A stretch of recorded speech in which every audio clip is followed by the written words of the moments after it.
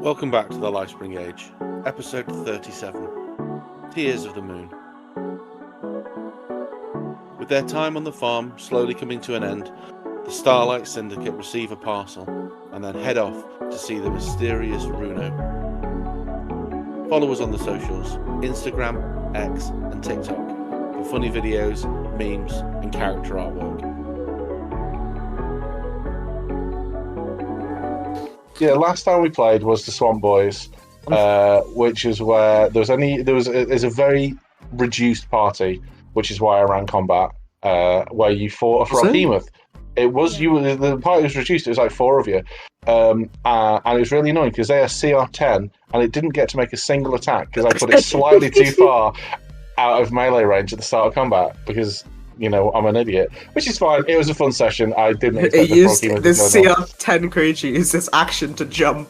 Yeah. It was quite fun. And they got fucking peppered with arrows. And Wolf arrows Sister. And bolts and spells. Wolf Sister, whose name I fucking... what's her name? Ingrid, thank you. Sorry, my brain is not good for names at the moment. Got the killing shot. At the moment, yeah. Got the kill shot. She leveled up, became a level 3 ranger. She's a Drake Warden. She has her little black dragon. It wasn't a black dragon. It was one of the poison. Metallic ones. Yeah, it was a poison one. Which I think is bronze or brass. Ooh. I couldn't tell you off the top of my head. Yeah. But... so what she's been thinking about for the last... I'm going to say, again, we'll have a little bit of a time jump. We're not going to cover what we've done the days. We're going to, because of Amber's unable to join us this session, we were going to be doing some other stuff, but because she can't do it, we're going to be doing something else. I think we're going to go see Runo this week, unless you guys have anything else you'd rather do. It's completely up to you. That's kind of the only other thing I have planned. But by the way, can you change the map? We have a pixie dragon. Pixie dragon. That's good. I have from that right, this is how ill I am. I don't even have my browser open as I do the catch up. Right. So it was the one shot that you guys play. Ingrid leveled up, and she, inspired by Rusty's name, was going to call the bronze dragon Brusty. But I hate it. I think people roundly shut it down. So, what would you encourage her to name her dragon? Brusty just sounds like a disease. That's a case of the brusty. Oh no! He's looking pretty brusty. Wait, why did she call it busty? Oh no! Isn't that what I joked about, like the female color? Yeah, no, wasn't laughing. What do you call it, like? It was a really good joke. It was funny. It was like I think it might have been. I think it probably was busted. Yeah, it was. So she has been loitering around with her little ragtag band of Swamp Boy followers. They are debating the name change. You'll be glad to hear the marketing department has been in touch and will be issuing some suggestions. Though they are a conglomeration that's led by their staff. So that choice will be made soon. It's going to be unanimous. It's going to be unanimous. We're into Scale Boys because almost every Well, see, but there's 2 girls in them, and only one of them doesn't have scales, so they probably won't go for that. Yeah, so one person in the entire party doesn't have scales. It could be Ingrid and the Scale Boys. Yeah, I could see that. Ingrid and the Scale Boys, and this is the boss. Yeah. But yeah, so she's been trying to think of a name for her dragon that has it's baby ducked onto her, worships the ground she walks on. It's very much like when Laffy rescued Rusty. It's the exact kind of same thing that's happened. It's just following her around. She can do no wrong in its eyes. The main difference being that this dragon is not yet able to speak. It's still like an animal. And can't. So is it like a wormling, or is it even less than that? It's the equivalent. It's like a. I think in the stat block it's a drake, but it's like a companion. I think in terms of size. Yeah. Well, not a hatchling. It would be. I think wormling. So it can move. It can attack. Oh, it's like weird for the drake one. It's not technically. Yeah, it's like a flightless. It's a small flightless. It's basically like a lizard dog. She's got a salamander. Like a big iguana. Just a baby. And it's following her around. She's showing it all. She's introducing it to all the animals, telling it what it can and can't eat. The mum and the dad, Maria and Noah. Yes. I was impressed. Yeah, have been for them having all these hands on the farm is like a mixed blessing. I was going to say blessing and a curse, but that's very extreme. It's not a curse. They are very much enjoying having you all around. All it is more mouths to feed, but everyone has been for the most part pulling the weight on the farm, offering money or services or doing odd jobs around, like bringing in food. So it's been quite good for them. So they've had a rare opportunity for a little bit of downtime themselves. So they've one day, they'll have said to Lorelei, at breakfast, "Oh, do you guys mind like doing the chores on the farm today? We're gonna, we're just gonna take the morning and part of the afternoon off and come back later and just have a little bit of mum and dad time. Nothing filthy. They're a committed relationship. James, when you say that, we immediately think something filthy. The dad comes waddling back, holding his arse. Just, she did me real good for this. Oh no. But no. So she's, they've gone off and they've let's face it, Wolf's mum would peg. Yeah. Come on. I mean, I don't know. I was just going to say they have a rare chance to have some. You're making this worse for yourself. They're going off and having a date night in the middle of the day, and they come back mid-afternoon, flushed with the day, let's say, and damp up to the knees. They've been wading in the pool. Joy. Jism, yeah. Guys, what do I get with a 23 inside check? For what? What are you inciting? I'm just looking at them as they're walking by. I mean, it's like your dad's lost half a pound of squanch and your mum's lost a pound of. I don't know what to say. Something about Mary hair. I don't know.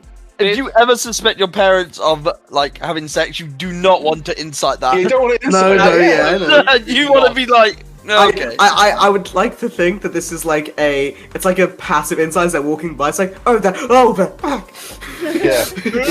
It's just like, I'm gonna go by. They walk past, and do you notice that she's tucked her entire skirt into her knickers, kind of thing? Just completely oblivious because I think that's the first existential crisis of the day. Good to know. As they're walking past, and the only existential crisis of the day. Thank you very much. It just looks to her mum and just goes and gestures.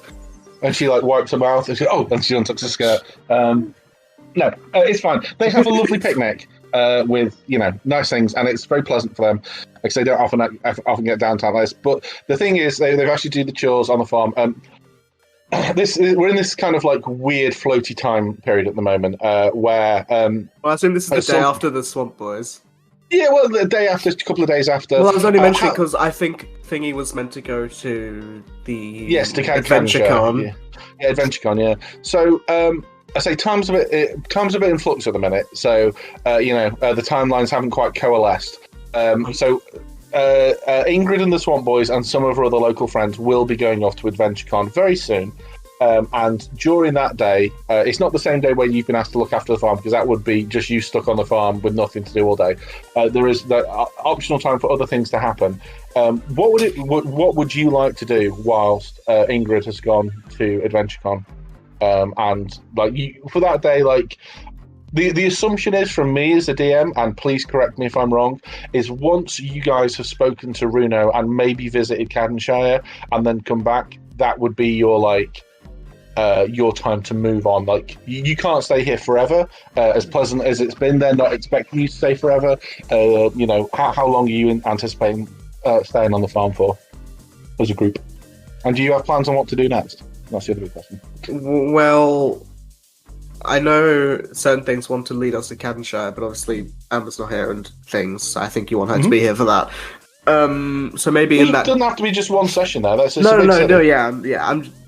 Maybe. Sorry, my brain's not fully working today. Well, obviously, we were told not to go to Cadenshire with Ingrid. We would like to wait a bit or go slightly earlier. Yeah. So we could, if people want to, we could go and talk to Runo while we wait. Yeah. Sure. So, Would it be possible then for as someone as in the group to catch up Aeon as to who Runo is and why you want to speak to him? 'Cause I don't Yeah. think Aeon knows. Who's Runo? You know, just this guy who murdered my sister. Whoa. Oh. Well, Runo Wait, you wanna is talk he to is him? he is a man who lives nearby. Like points just general direction where his farm is. He is an old, very old elf. He was one of the founding members of the Lifespring Alliance. Was part of the Lich War. And recently we found out. I found out it was one of my dreams that let us know that, wasn't it? Mhm. Yeah. Basically, I have do you know I have weird dreams? I think I've Okay. mentioned that to you before. I don't remember. It's been a while. And I have put it together recently that one of the people in my dreams is Runo. I see him occasionally, so I want to talk to him.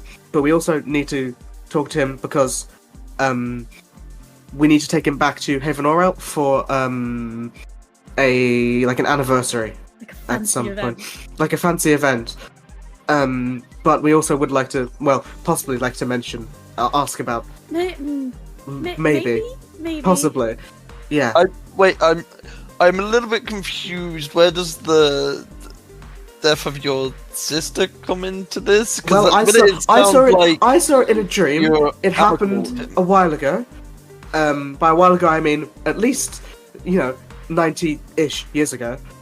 At a guess during the Lich War. Wait, I does believe. Aeon have any idea that Laffy is like It's a good a point. star?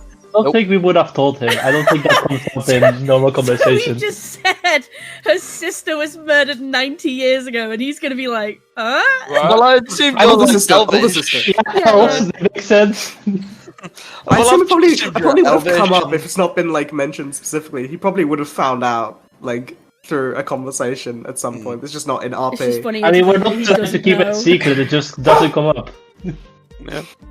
There's so, Jasper the farm dog again. Shut up, Ryan. yeah, so we want to go and talk to him. Okay. Well, we have to go and talk to him. Want is a strong word. Mhm. So that's sort of something that's on the list. He has a weird scar on his face, and is very old. Okay. I mean, that sounds fine. I am still a little bit confused with why you're amicable with him if he did murder your sister, even if it was 90 years Amicable ago. is a word, a choice. I've never met him. Not really looking forward to meeting him after what I know now. Okay, but that makes more sense. I'll be. I'll- looks to on my best behavior. Well, I can go in first. Probably doesn't want a whole bunch of people immediately walking in. No, and I don't think that it. Will you stop?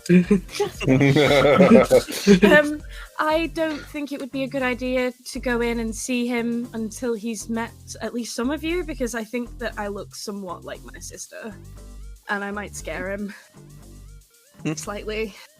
So maybe we go in, maybe 2 by 2, and we Uh-huh. whistle. Hurrah! No, one of us whistles, so the next 2 come in, and we decide. You fucking Bjorn. Yeah, that's what I'm doing. Bjorning me. That's exactly what I'm doing. It's like introducing people to a dog. Yeah.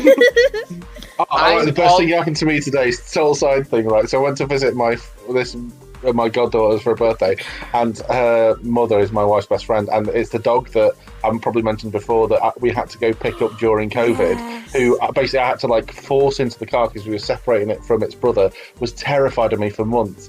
But it was 4 years ago. I came in today and it saw me from down the street, almost ran from its owner to launch itself into my Aww. arms, got in the house and was all over me, tries to climb up on my lap. And it's this huge dog. The end was that dog is such a tart for you. I'm the only person they do it for. Because every time I see this dog, every time it's just me and the dog, I have to do something a little bit traumatized for it. I had to take it to a dog sitter. So again, I had to force it into my car at 8 in the morning. People must have thought I was stealing this dog. I love. He's so cute. And now my dog's like really jealous because he can smell other dog on there. Anyway, sidebar over. It's Moving your dog forward. away from dog. Sorry. Anyway, I don't remember what we were talking I don't about. know. Just talking about letting everybody in slowly. Oh, we're talking about Bjorning. Bjorning, yeah. Sorry, just so I get his name right. Is it Runo or Bruno? Runo. Runo. Runo. Okay, cool. He does have a last name as well. Runo. Oh, maybe I have Ithas. it. No, I didn't. I did not know that. Bruno Nice Ass? No, Ithas. Ithas. I'm gonna call him Bruno Nice Ass now. Don't do that.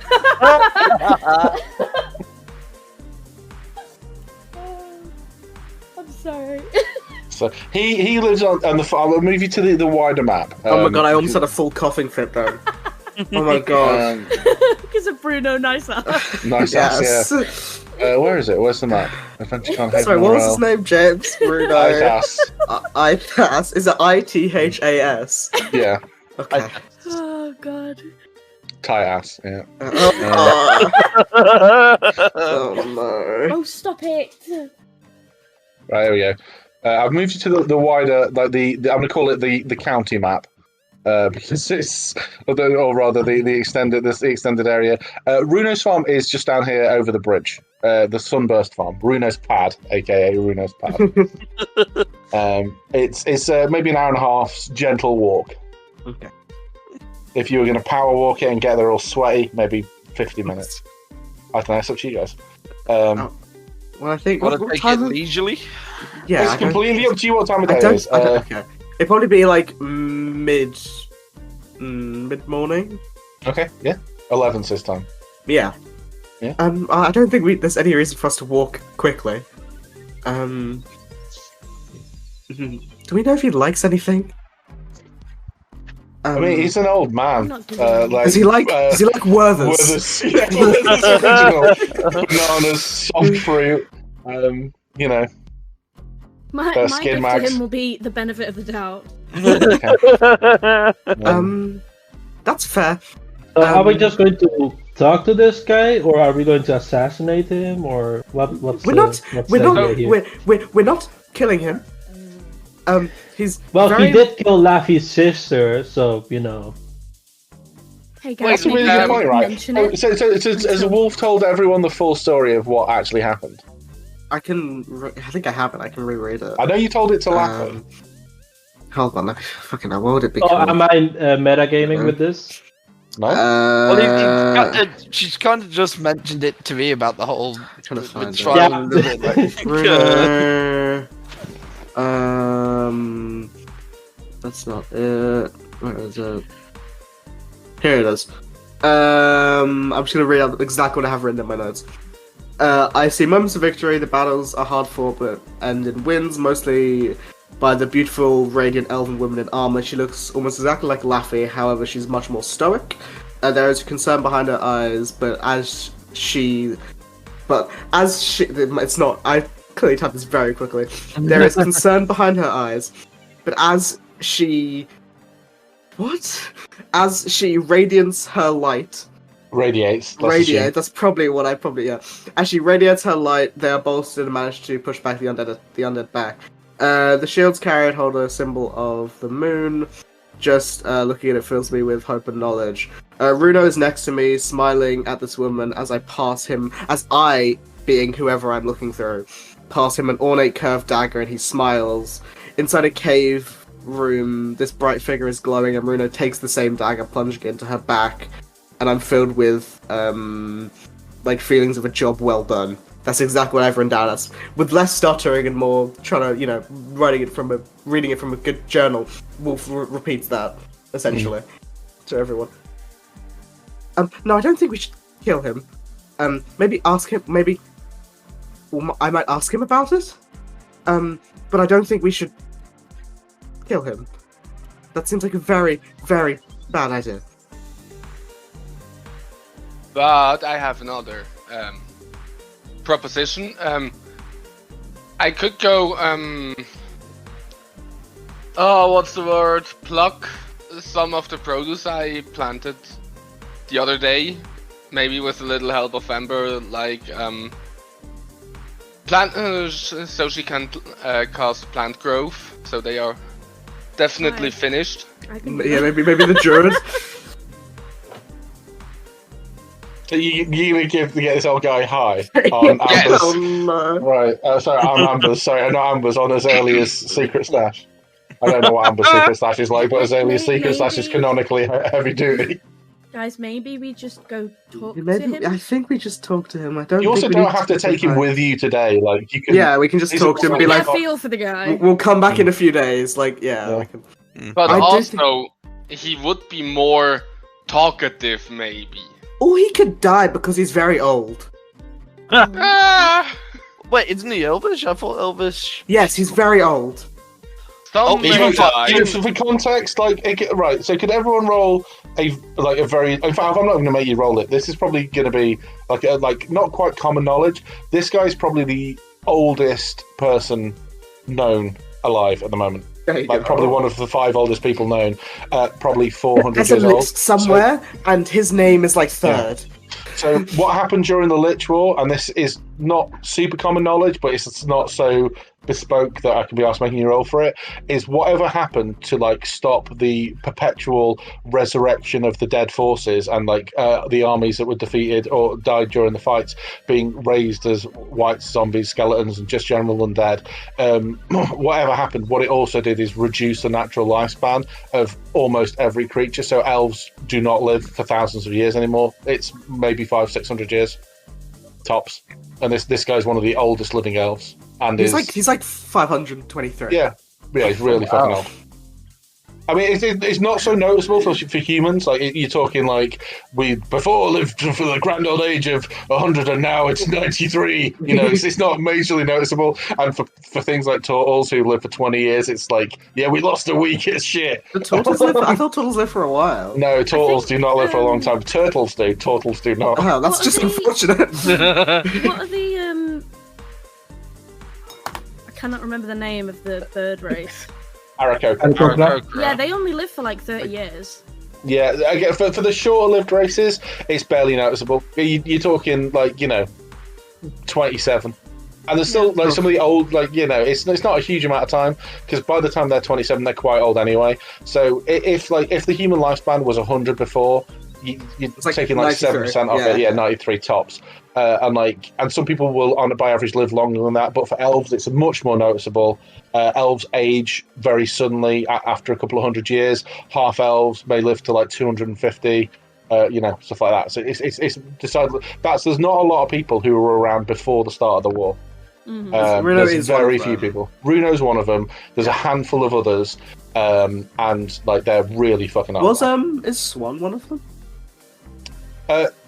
She was definitely involved in the war, but like she's never gone into great detail of what she did before. Just wondering. Just looking, because I did the image of Runo and in my like. Well, I've done a folder. new one actually. I Oh, was really? trying to. I'm not going to say I got tired of drawing hot elven women, but I thought if anyone looks at my phone, they're thinking I'm going to have a problem. So I decided to draw like an old guy. Just That's to, like, it's really funny balance. because all of them are named properly, and then Runo is just old. Oh. I didn't think I could remember his name while I was doing it. All mine for like if I do other characters, it's like so. For example, I did Sidon's like Sidon full body, blah blah blah, or whatever. Sidon's wolf full blah blah blah. For Artron, it's like fucking nerd with book. So that's crack. In fact, because it's presumably going to go speak to me, I'll post the picture I have recently done now. But let's just, if you also want to post, let's call it the better picture. I can't remember what it looks like, but I've just posted it into general now. The one I did. He's blind Let in me one eye. find old. Old.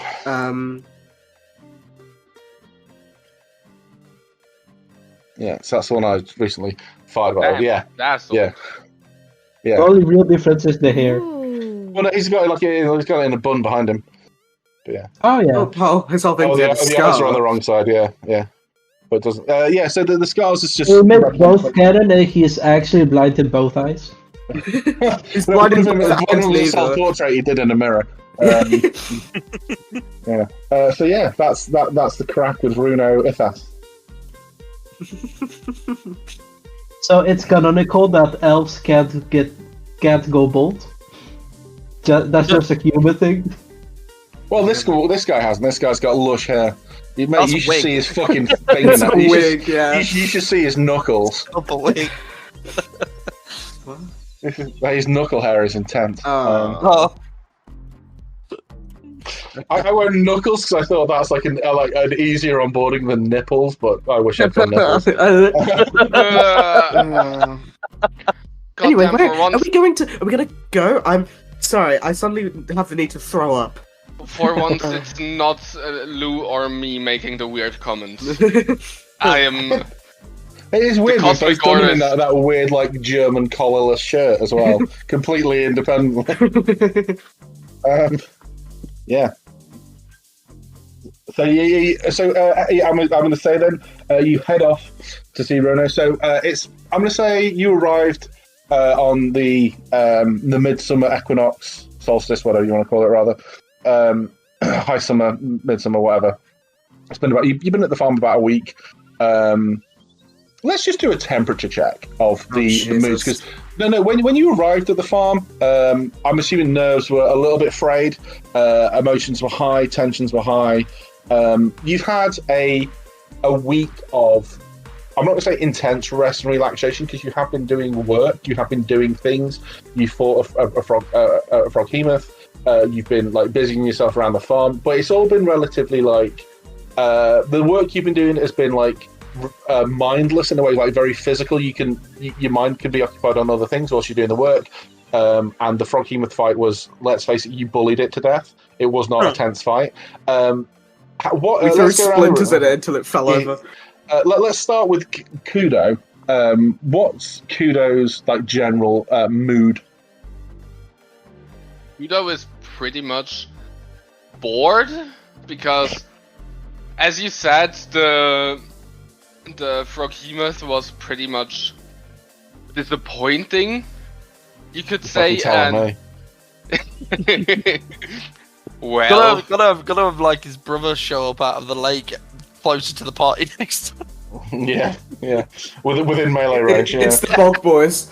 Yeah, the Bog Boys. Yeah. And also, like on the farms, Kudo found, I think, most of the good opportunities for shenanigans. Mm-hmm. So that's also just done.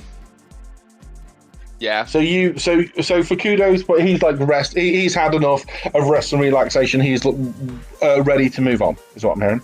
Basically, Kudo is taking a mental siesta. Okay, no, that's good. This is what this part has been for. Like specifically, Wolf was sent away to relax and recuperate, and we will get around to Wolf in a moment. Let's go next to Aeon. It's probably not quite fair to ask this of Aeon because you've been with the party for the least amount of time, and unfortunately we're unable to join the Froghemoth session just before. But it's probably been quite unusual for Aeon because you've moved about a lot, and then you've kind of like latched onto a group, and then you've been stationary, kind of. You've been busy not being busy, if that makes sense. Yeah. It's maybe the first bit of downtime you've had in a little while. In a little while, yeah. He's getting a bit antsy. He's not terribly like antsy. He's holding it well. He's not there to rush people. And he is actually interested in meeting this Runo character now, because he's interested in this kinslayer, I guess, of Luffy. This person who might have murdered Luffy's sister, and he's interested in this because he kind of sounds something similar happened to him with the person who murdered his parents. So, and he's interested in Luffy's reaction to that because would he tell Luffy? He would keep this a little bit to himself, I think. Yeah. Just keep his cards. Yeah. His cards close to his chest. He's interested in her reaction and then seeing what will come of this little little tangent and maybe see where it goes. So he's all right for the time being. Just for just a little bit of expansion on what we said about Runo as well, because he was instrumental in the Lich War and the founding of Haven Orel. He was a very powerful spellcaster and was incredibly knowledgeable about a lot of things. So he is I don't want to say walking Wikipedia, but he is. Or I also don't want to say the font of all knowledge, but if you ask him a question, he is more likely to have information on every subject to like a certain amount. You know what I mean? He knows a lot of things. Has been around a long time. The last 10 years or so, he's been on this farm. Probably the last 20 years, he's been on this farm. But before that, he moved around a lot. Was in all 3 countries all the time. Moved about loads. He was originally from. Yadradran, the giant country, and has moved to this nice retirement community farm. He was gifted a farm as the in recompense for the work he did as part of the Lifespring Alliance.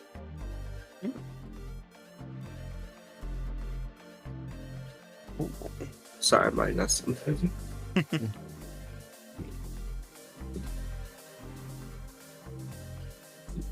but okay, let's go to Lou next.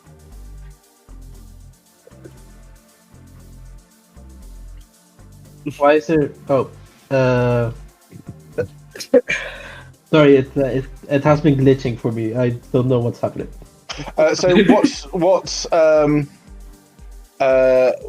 What's Lou's mood like? So when she came to the farm, tensions are maybe high. She's had this awful fight with Kilpatrick. You've been on the move a lot, and now you've had a week. You've had about as long downtime just on this small farm doing odd jobs and relaxing as the entire amount of time you had in the city after you got back from fighting the plant. So you've had a long time to relax and unwind on this farm.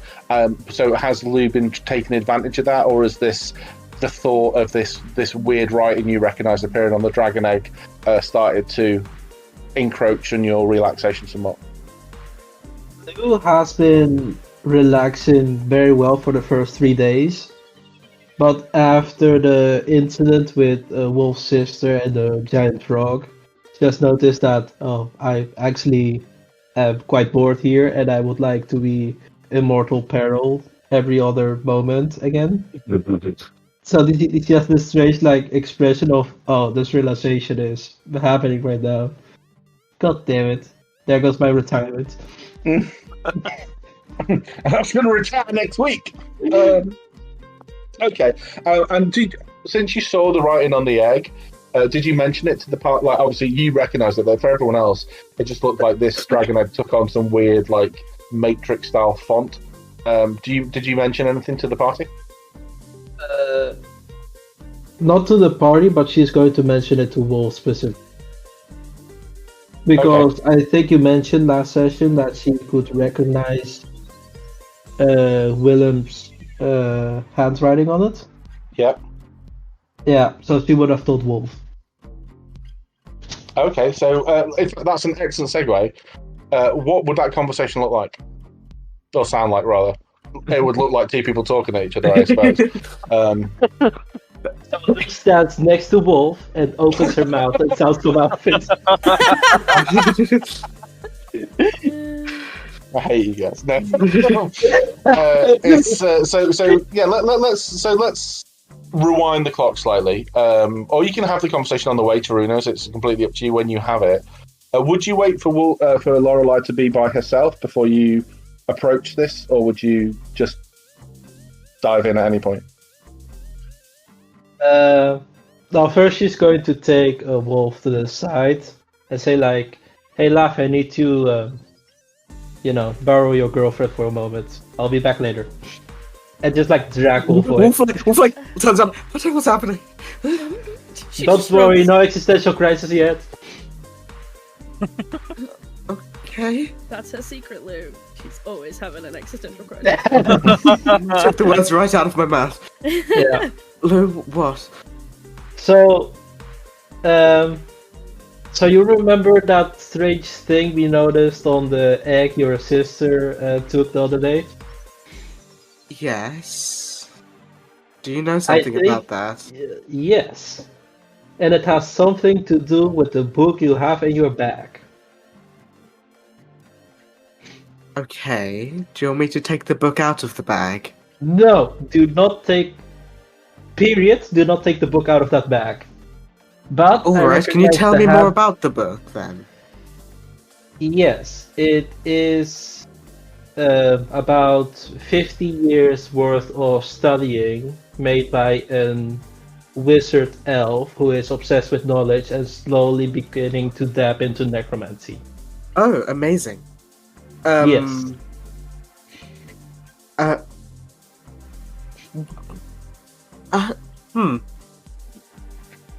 I am not sure how to react to this. You're not having a mental breakdown, so that's good. Externally, I'm not having a breakdown. Internally, it's like, ah! Inside, already broken. Can't help you there. So I don't think it will have any effect aside from maybe cosmetic change to the dragon itself. I don't recognize which section of the book it's from, but I do recognize the handwriting, so I'm quite confident in my assessment. Okay, well, can you tell... What's the name of the person you got the book from? I assume you know the name. Well, yeah, it's William. I think William. I feel like I told you this before. I have no idea, it's been a while. I'm just trying to make sure I have it.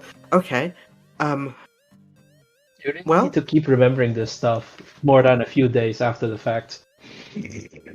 Yeah, this is your fault, Wolf, not mine. I mean, Well- in game, that's been what, a few weeks since I made the revelation. Oh, well, I didn't get... well, it's been more than a few weeks in whatever time... It's been about I'm 3 in. months. It's, yeah, Yeah. so... excuse me if I don't remember the one detail. Well, I'm going to... think about that. Probably not stop thinking about that. Great. I'm going to go over there. And... She just Do you think pauses. Laffy She might pauses. know? She pauses mid-sentence and turns around and walks off towards the rest of the group, not knowing what Good luck! to do. Yep. Lewis is going to walk towards Laffy and hand over 5 copper for the therapist. Does she say what it's for? Or is she just giving her 5 copper? No, she's taking her 5 copper and leaning in for the therapist fees, and just walks off. Hmm? Don't worry about it. She just very squints and very slowly puts it in her pocket. Okay. Well, okay. So what I loved about that is how Lou said with such bold confidence that she doesn't think it has had any effect on the dragon whatsoever. Made no roll. Made no, didn't ask me. It's just like, hey, I'll be fine. Don't worry about it. Let me tell you, it has. But it'll be In fine. my mind, Lou doesn't know anything about magic, so she's just going from with the seatbelt on her pants or something. I don't know the expression. Flying by the seat of your pants. Yeah. So you really shouldn't trust anything Lou says about magic. I mean, Yeah, the first We remark don't, about yeah. magic is you make a weird sound, you point your finger over there, and something just explodes. Wow. Okay, so on the way to Runo's then, I guess, guys. Cool. Anything else happening? So that was Lou. Yeah. So we've had Kudo, we've had Aeon, we've had Lou. We can't do Azalea, so let's do Laffy, and then finally we'll get around to Wolf at the very end, if that's okay. So Laffy, you arrived about a week ago. Very anxious when you arrived. about a couple of things. The biggest thing that I, as a DM, picked up on was that you were hyper concerned that Wolf's parents wouldn't like you, and so you brought flowers. You'd been like making food. The mum and the dad. The dad seemed like is more open and kind of easier to get a read on. He is more concerned with like getting through the day than putting up any great political barriers or any great deception. So he's very easy to read on. He's very fond of you. You're making Lorelei very happy. He's happy. She's happy. Has never really seen the letters before. It's great. Really good news. He'd probably be even happier if he found out who Laffy was. But I don't think she's given that information out to them. No, that's fine. That's completely up to you. But the other big part of it as well is the mum. Now, the mum, I say, is a little bit harder to get a read on, but she is very much the same. Very happy if Lorelei's happy, and as such, has been like so. The biggest obstacle to get over with her is like the disruption to her daily routine that not you specifically, you as a group have caused, and you kind of like she felt herself not having a job to do for the first handful of days. Like she usually had very strict like regiments about when she didn't do stuff, and you guys as a group had completely thrown that into a tailspin. So she struggled a little bit. She was happy to have you around, but like didn't know what to do with herself. And after a little while, has just like actually relaxed into not having to do as much, and so it's been just like spending more time with her husband, and like just being like a couple again, which has been quite nice for her, I think. But yes, you get the impression that they both are taken to you quite well. The biggest revelation is probably Ingrid really took to you, but the person she was most fond of after the initial like worlds collide effect was Rusty. And they still bicker, but they bicker like friends, and like they are like often seen as inseparable. Aww. So he's become super protective of her. Has been like showing her like all the fighting styles that he knows and stuff, and like they're like off being kids together. So what for Laffy? Hopefully that's put your mind at ease. That the parents, yes, they think you're one cool dude. What's been her like emotional journey? I think she's after she got over that initial like nerves. I think she's pretty much in her element here. Like she's in her elephant. In her element.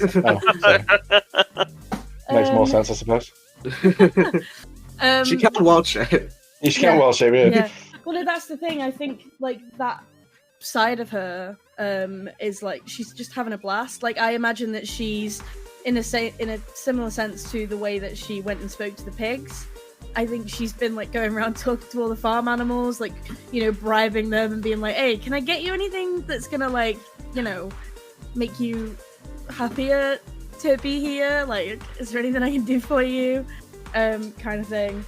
And I think just think she's just having a really good time, getting to know the family, probably had an evening where she looked at all of, they don't have baby pictures, but like, paintings, I guess. Have you asked like for baby pictures? They wouldn't have baby pictures. They have pictures around the house. They have like things on around the house. Magic. There is magic. James adds pictures when they're convenient. Yeah. Okay. You've seen like wood carvings and stuff. Pictures. Yeah, for sure. Of course, there's pictures. Amazing. And they're all like, oh, here's Lorelei. And when she never liked getting in the bath. She always stood up in the back. Look at her, stood up in the back, isn't she cute? Kind of thing. And the day she like cried because she like pooed in the river and it floated away before she had time to say goodbye to it. That kind of thing. I don't know. Just like the absolute cringe things that parents do. Yeah. And for Lorelei, I assume it's like the most traumatizing thing that I, as a DM, have ever said in my life, but for I did almost throw up in my mouth. Yeah, it's cute, it's good natured, and they are very proud of her, which is the main thing. But yeah, excellent. So, and what about the kind of the wider? So, as I mentioned when you first got here, it's a beautiful place. It's very relaxing, but this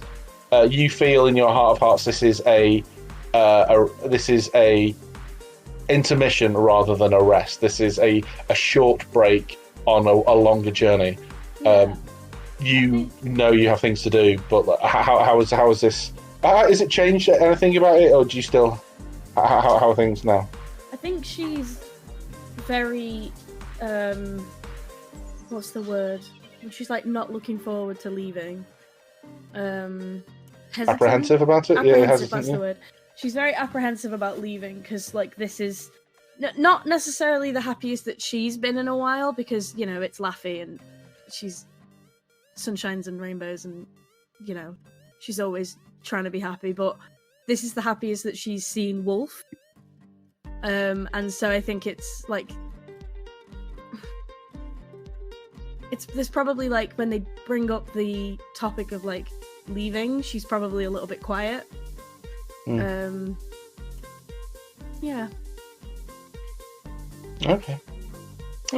And last but not least, Lorelei. Yeah, I think she's overall pretty, content, happy.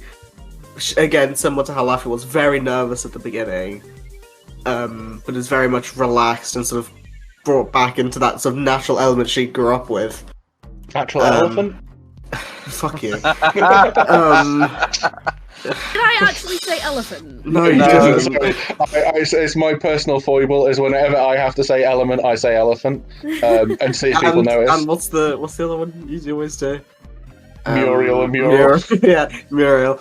No, but yeah, she's very content and happy. Sort of as Beth just said, obviously knows she's gonna have to leave at some point, but not like apprehensive about leaving, but like gonna be a bit sad when they have to leave. But it's like she's not ready to move on by any means, but she's like she's had a lot of time now, and she feels like she is taking up a lot of time when more things that are going to be happening, because obviously you have to remember we just fought Kilpatrick before we went here, so it's like there's clearly stuff happening, and she does need to, we do need to get a move on at some point, so she's like preparing to leave at some point. She's like getting ready, like mentally. The world is moving as you are there. It's no surprise that there's people passing through. There are like stories and rumors, just some normal stuff. Nothing. You're not hearing. You're not hearing of aberration monsters emerging from the center of the earth, laying waste to towns. You're not hearing anything like that. You are hearing rumors of the Church of the New Dawn have kind of. They're still about, but they are kind of being viewed as a little bit more cultish now. So obviously you had your interaction with them and kind of said to some people in power, these guys are not cool guys. You mentioned it to the mayor. Yeah, the mayor. Yeah, but the problem with any church, you could say that about any church. Like Yeah. Let's not pick any religion in the real world. There's a difference between them following a god and them worshipping Hadar. So. Yeah. That's a pretty big distinction in my. There is a pretty big distinction, but like there is proof out there, but it's like people. Sometimes, especially people who've like joined it recently, they don't want to hear it. So like, there's rumors that their like tax is changing, and like people are like, what this isn't right. And of course, you've also got the tablet, which we've kind of like not forgotten about. I've been keeping to bring up. There are like things happening on there. The talkie tablet. The talkie tablet, yeah. So, for Aeon's benefit, this is like a free permanent sending stone like message. It's a tablet. It's an iPad. It's an iPad with phone on it, basically. I nicknamed it the Nokia brick. The Nokia brick, yeah. And basically, you can send messages to anybody else who has one of these tablets, and at least 4 people. Well, I think there's like 4 or 5 people who've sent messages that So there's a Silverhook. Silverhook. It's a Riptide. Yeah, Silverhook's got one. Silverhook are like I'm going to say use the word rival, but that's probably not very accurate. They're like a friendly. It's like Red and Ash, like a friendly rivalry, but you get on really well. Other adventuring party who are a little bit more experienced and based in the city, they've got one, and they gave you the one you've got. Riptide, who is the high elf, she's got one. You guys, the party, have got one. The designers of the tablet have got one, and there's at least a couple of others that are out there. There's one guy who's been heading really far south, kind of investigating these weird like figures. Like I'm going to use the word bodies. I think carcasses would probably be a better word, that have been found by like travelers and like they can't identify them. So he's gone off traveling. And he's been sending updates that he's traveling down this really winding river, and there's all these unusual, like he keeps hearing rumors of these unusual, like super large crab-like creatures, but like not, they look like crabs but don't have the shells, almost like, what was it? There was a. Oh, is it that in that Futurama episode where Zoidberg takes his shell off and he's all like gelatinous? You know what I mean? Yeah. Like that. Gelatinous crabs. Yeah, gelatinous crabs. Like, and he's not got to where he wants to go yet. And he's saying how like the further away from Haven Oral you get, the weirder things get. Like the more away from civilization you get, the more like insular and odd people become. And he's out in the fucking sticks. He's out there with like people who like lick their doorknobs to make sure people don't break in, kind of thing. And so he's finding it a bit weird. There has been messages from the Silverhook, like making sure you guys are okay. Presumably, you've just responded in kind of. It's Nope, just like we've left them on red. left them on red. Okay. No, I remember responded. It's just like innocuous stuff like, hey guys, you know, like Timothy Footboys were like, hey guys, you up, kind of thing. Here's Elia, you well, we know, kind of go away, you heinous asshole, don't bother talking to me You're lucky again. I was not here to defend herself. And also there's one message, so they update you about the thing that's going on in the city. There was like a sudden rash of like quite intense criminal activity that was really, really intense for like 1 or 2 days, quite soon after you left, like 2 or 3 days after you left. It was like 3 days of intense criminal activity, and then all of a sudden it just stopped, and there were like a load of criminals that were found dead, like high-ranking criminals were found dead on both sides of this war, and there's like an uneasy ceasefire as like the heads of the various criminal organizations seem like they're being picked off one by one by this unknown like assailants. No, I make an assumption on what that is. You can definitely make an assumption. Well, because I know one of the last things we talked about with Swan was that she was going to deal with that stuff herself. I don't know if that's related. I would say that the kind of information you're getting, if this is Swan doing it, then Swan's really pissed off about it. Not Swan, but like the hunt in general. When the hunt goes out to deal with something, generally what they do is they go out, try to shut it down, and then like reallocate, like they move people about, so they wouldn't just go around murdering a bunch of people. They wouldn't do total wet work. Okay. If they have to kill someone, they will. There are like slightly more violent people who are like, oh, you know, he's got a gun here, he's coming right at me, but still there's like checks. It's like if the police have to respond to anything, they will occasionally kill people and not be. I mean, like the Midnight Hunt's like sending in the armed forces, like. This very much seems to be like a third criminal okay, so it's party. Okay, it's just mentioning because So it's brutal and it's sudden. They are getting into places they shouldn't be, and it's causing a lot of worry and strife. The Midnight. Did you give one of these things to Wolf? I don't think you gave one to one. We didn't have any to give. Yeah. The only ones we only had 2 at once, which would have been ours and Riptides. We wouldn't have given either of them. So Riptide, I'm going to introduce this functionality because I think it's good. You can tell when a message has been delivered and read. You get a tick and then another tick. Okay. The messages to Riptide would arrive in there. They were just kind of backing up. Like she was receiving them but not reading them. All of a sudden you woke up one day, all of them had been read. There was no response. And then there was a really generic hi guys, just the blandest response, like no detail, no information, no nothing, like hi guys, seen your messages, kind of like sent, and then that is a really weird time, and so we'll come back to that another time, I'm sure. And the final thing that's been going on is that the message from the creator of these tablets, who is a guy called Weirbiddle Skiddle. Who's a gnome, who will be in the next week or so be looking for adventurers for assistance with testing some new inventions of his. Ooh.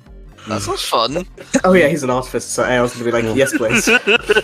And he's not an artificer class. He's a fucking mad scientist, a homebrew. Like, he doesn't have a stat block. He just makes what I want him to make. Like, this will be fun. I'll make the party do this kind of thing. Wolf would have given Aeon the spellbook from the haunted house. Oh, Jesus. Have you got the spells on that? Because I can't get it. I was told spellbook haunted house. I did. Yeah. I would have. Okay. I would have done some of the spells if I did. I don't. Oh, I wish you told me earlier. Right, remind me at the end of the session. Okay. In fact, give us 2 seconds. I'll just use another arm. I think you said we don't have a wizard, so it doesn't matter right now. Yeah, I can get it. Hang on, I've got it here. If you're so lucky we don't have a wizard in the party, you would have it screwed. It wasn't busted by any means. Isn't Azalea like a wizard, but like Witch. She's a witch. It's closer to druid than it is wizard. Oh, okay. It's basically like a blend between wizard, druid, and warlock. Oh, Where the fuck is this I book? think the closest is it's like a full caster warlock with more druidy elements. I think. Yeah, it's quite cool. We But not made have it any before. idea. No, she Treasure. used. I didn't. We didn't make it. She took. Oh, she something found it. We somewhere. spent a long time talking I about spent it. ages trying to make it, and they were like, Nah. I really liked mine. My crone maiden and mother. I thought that was really good. Yeah, I thought my one was really cool. I spent ages making mine, and then no one. But you know what? If they don't like it, they don't like it. Right, hang on a minute. Where is it? Sam Ballot. Okay, Circle of Death. Power word kill. Sam Ballot. I have a better question. He's an artist, so by all means, have power word kill. Right. Okay. So cantrips. I can turn it into the tattoo. So you have access now to the following spells: Dancing Lights, Minor Illusion, Ray of Frost. Daring to that, are we? Yep. Charm. First level Charm Person, Call Spray, Magic Missile, Silent Image. Second level Magic Mouth and Scorching Ray. Okay, not terrible. Oh God! I can remove that from my save. If you could someone send me that list because I didn't have a notepad open. Oh. I wasn't listening. That's like Alright. When I do the audio, I will extract it and post it because I've just put the book back and it really hurts. But you just reminded me of something else. Okay, so the morning before you set off, like the 20 minutes before you are ready to set off to Runo's, Maria and Noah are out frolicking in the fields, and Ingrid is out with the Swamp Boys. You hear a rat-a-tat-tat. Swamp Boys. You hear a rat-a-tat-tat on the door, and if this was like a movie or like a TV show, it'd be like they're trying to walk the entire episode and it just keps cutting back. It's like a Family Guy episode. It's Family Guy episode, yeah. But you hear a rat-a-tat-tat on the door, and there is the door went off. There's a guy in like a blue formal shirt, but with like short sleeves, like short sleeve button shirt, shorts, black boots, and a little like peaked cap. Read all about it. And he's like, "Hello, I'm from FedEx. I have a parcel for," and he looks at it. Miss Lafette Lunaker. Yes, that's me. Okay. Thank you. Okay. Can you sign here, please? Huh? Can you sign for that? Yeah. She Okay. just I just like need to take a photo. you know when somebody's never written a signature before, so they just like do a little squiggle. Can Laffy write? Yeah. Okay. She paints just- That is the Yeah, oldest one she that's just protocol. She just wouldn't have had to sign for something before. Okay. I doubt Okay. she's ever written a signature. She just write her name. X. Yeah. So you take the box into the kitchen, you lay it down on the table and open it, and inside there's a little handwritten note, and there are several small, like individually wrapped. They look like mini Pringles tubes. Amazing. On the paper is this lovely handwritten note from Moa, the crazy lady who One's commissioned. allergic to dogs. The one who's allergic to dogs, who you commissioned to make the little statues. Dear Lafette, please find enclosed the statues that you've asked for. I found some magical... I made these out of magical wood. They may have some unusual properties. Please be aware that these will not be able to be carried in a bag of holding. Oh. Oh, Jesus, that's so specific. You open it up, and in the bag are several of these individual things. You open them up, and there are 7. There's like a figure for every single one of you, including Aeon, Azalea, Kudo, thingy. So if you want to is go, Riptide as well, or is it everyone else? Riptide was not there. Okay.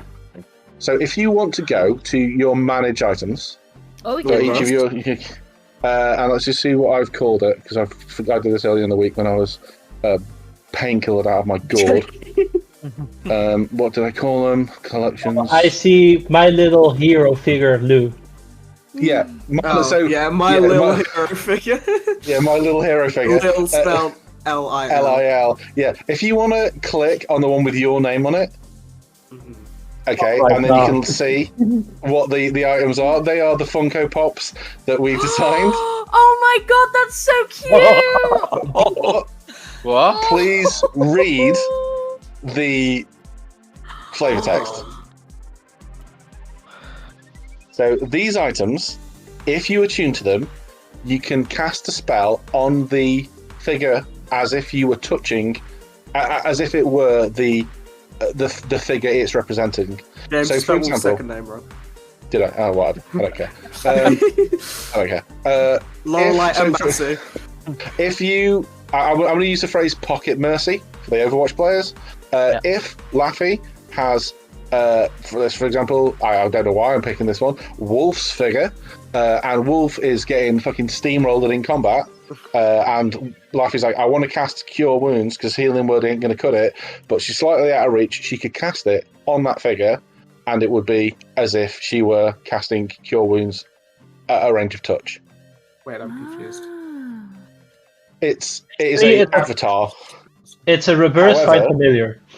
It's a reverse find familiar. However, they are all attunement, and they cannot be held in a bag of holding. And any spell can be cast on them, and all you have to do is attune to it to cast that spell. So, if someone, just hypothetically, were to get hold of one of them, someone you didn't like, hypothetically get hold of one of them, they would be able to cast spells on that. It's like a They're voodoo just doll. voodoo dolls. Yeah. Voodoo doll. Yeah. You can't keep them in bags of holding, and they are attunement. So wait, for my figure, do I need to attune to it and Laffy can No, it's cast spells on whoever wants to cast a spell on it needs to so attune to it. if Wolf wanted to be healed by Laffy, Laffy would have to attune to it. Yeah. Now, Okay, what I she cannot do is attune to all of them. Because also she has things in her attunement slots anyway. You can swap them out. It's just a short rest to swap them out. And I would recommend you keep hold of them. Or put them somewhere safe. You just can't keep them in a bag of holding. They cannot leave this plane of existence. It's like they can be in like Wolf's satchel or something. They could be in a bag, but they could not be in a bag of holding. So or a wait, handy they haversack. all have They the can- same. They have the same thing, yeah. Yeah. So that Yeah. 5d6 necrotic damage. That's if someone were So to if the destroy figure's it. destroyed, the person who it is attached to takes that damage, I Yeah. assume. Yeah. And then during X who amount the of days, figure they will. represents. Yeah, So if the figurine is destroyed by the person, No, if the figurine is destroyed at all. but it says by the creature attuned to it. Let's have a look. Sorry, you're right, yeah. So if, say, for example, somebody were to steal your bag, Yeah. say if Wolf takes all of them, puts all of them in a bag, and somebody steals them, and then decides they're going to one by one attune to them and destroy them, you would take 5d6 necrotic damage, and then... But what if no one is attuned to them? If no and one's they're attuned to them, they're just toys. They just okay. But like, same thing. If Laffy was attuned to it, and so Laffy was attuned to Wolf's one, and Wolf's one's broken, Wolf takes the damage. Or yeah, wait. So if Laffy has it and someone else destroys it, that is a very specific scenario. I don't, because it's an object. It's not I something guess to it be wouldn't targeted by a matter. fireball. Yeah, okay. Yeah, it would have to be like to destroy it It'd because have it's a to be magical someone item. targeting it with a spell. Yeah, you would have to, like, that person will have to be like, I'm going to destroy this item.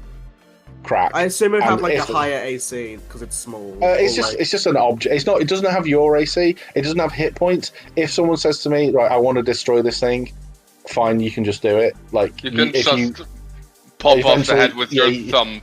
spend an hour and you spend that hour whacking it with a rock. You know what I mean? That, But is and it- maximum HP are reduced by the amount of damage taken. Yeah. Is fuck. Why? Well, it comes back eventually. It comes back at 1d6 After per day. Yeah. 6 days, yeah. Wait, is All I'm it gonna say is don't lose it. Mm-hmm. or Or bury don't it? tune shit. Yeah.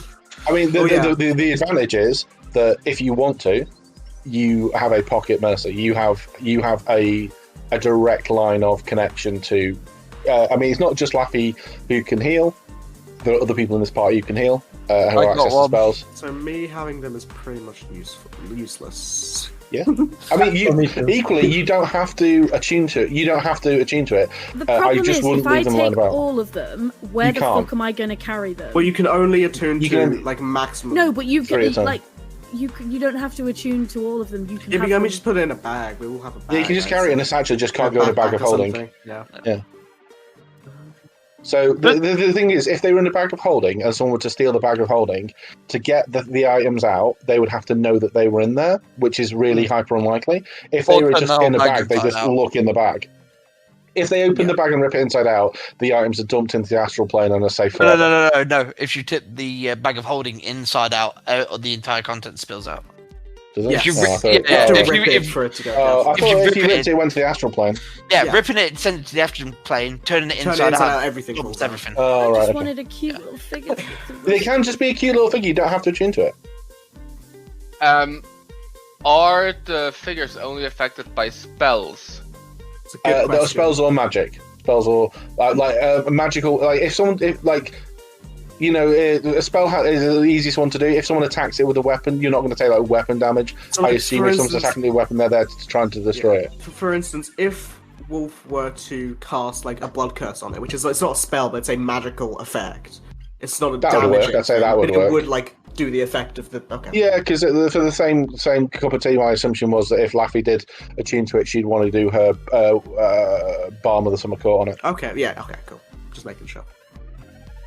But I could just chuck it into the ocean, and I wouldn't just Yeah, but then somebody randomly could pick it up, drown. attune to it, and kill you. in the ocean. Yeah, Yeah, it could but- wash up on a Doesn't- beach. Hey, Riptide exists. We know there are people in the ocean. Oh yeah, fair I mean, enough. equally though, like if you found a toy, you would not try to attune to a toy. Yeah, it's just a toy. Unless Yeah. you know it's not a toy. Well, Laffy, there are things like identify. Would you identify a Funko Pop? Yes. Essentially. If it looks real weird. Now, as I say, you need to benefit from it. You need to attune to it, which is spending an hour with it. You can cycle which ones you have. You don't have to attune to it at all. You can just have these in it as a cute little thing and have it on your shelf at home. Because I would love to have a Wolf Funko Pop. That'd be amazing. Yeah, uh, but I thought Laffy, it might just be a fun mechanical thing you can do with it. I have a very important question. Mhm. When and why did you order this to be made? I just thought it'd be nice. Did you? But how are we connected to it? Did you steal our hair or? No, I just asked. She did say she made it out of magic wood. I don't think Laffy asked for them to be magical. I think the woman did that herself. Okay, Magic But- was cool. that just means there's someone out there capable of making toys that, if destroyed, would lose People they know. visibly Yeah, it's a Like- very powerful gift. Let's hope she uses it for good. I mean, she seemed like a very nice old lady who was allergic to dogs. I mean, I'm sure So it'll be don't fine. let Kudo near her. Got it. Another thing you could do, perhaps, is dispel magic. Take him to a wizard to dispel the magic on it.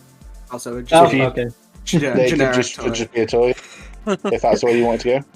Could I argue remove curse? It's not a curse. Not curse. Ah, yeah, fair enough. Blessing. I mean, just remove curse and dispel magic at the same level as well. Hmm. Yeah, fair enough. It's cool. yeah, so I'm you- just scared that you're now going to use them against us. Like, Me? hey guys, Would where's your Would I little pop specifically figure, create that guys? wording if I planned to use them again? I'm offended. You should be You're wrong offended, because James. that We're right. You're. No, you're completely right. So the thing is that if you use them, cool. If you use them all the time, people might notice and wonder why they are.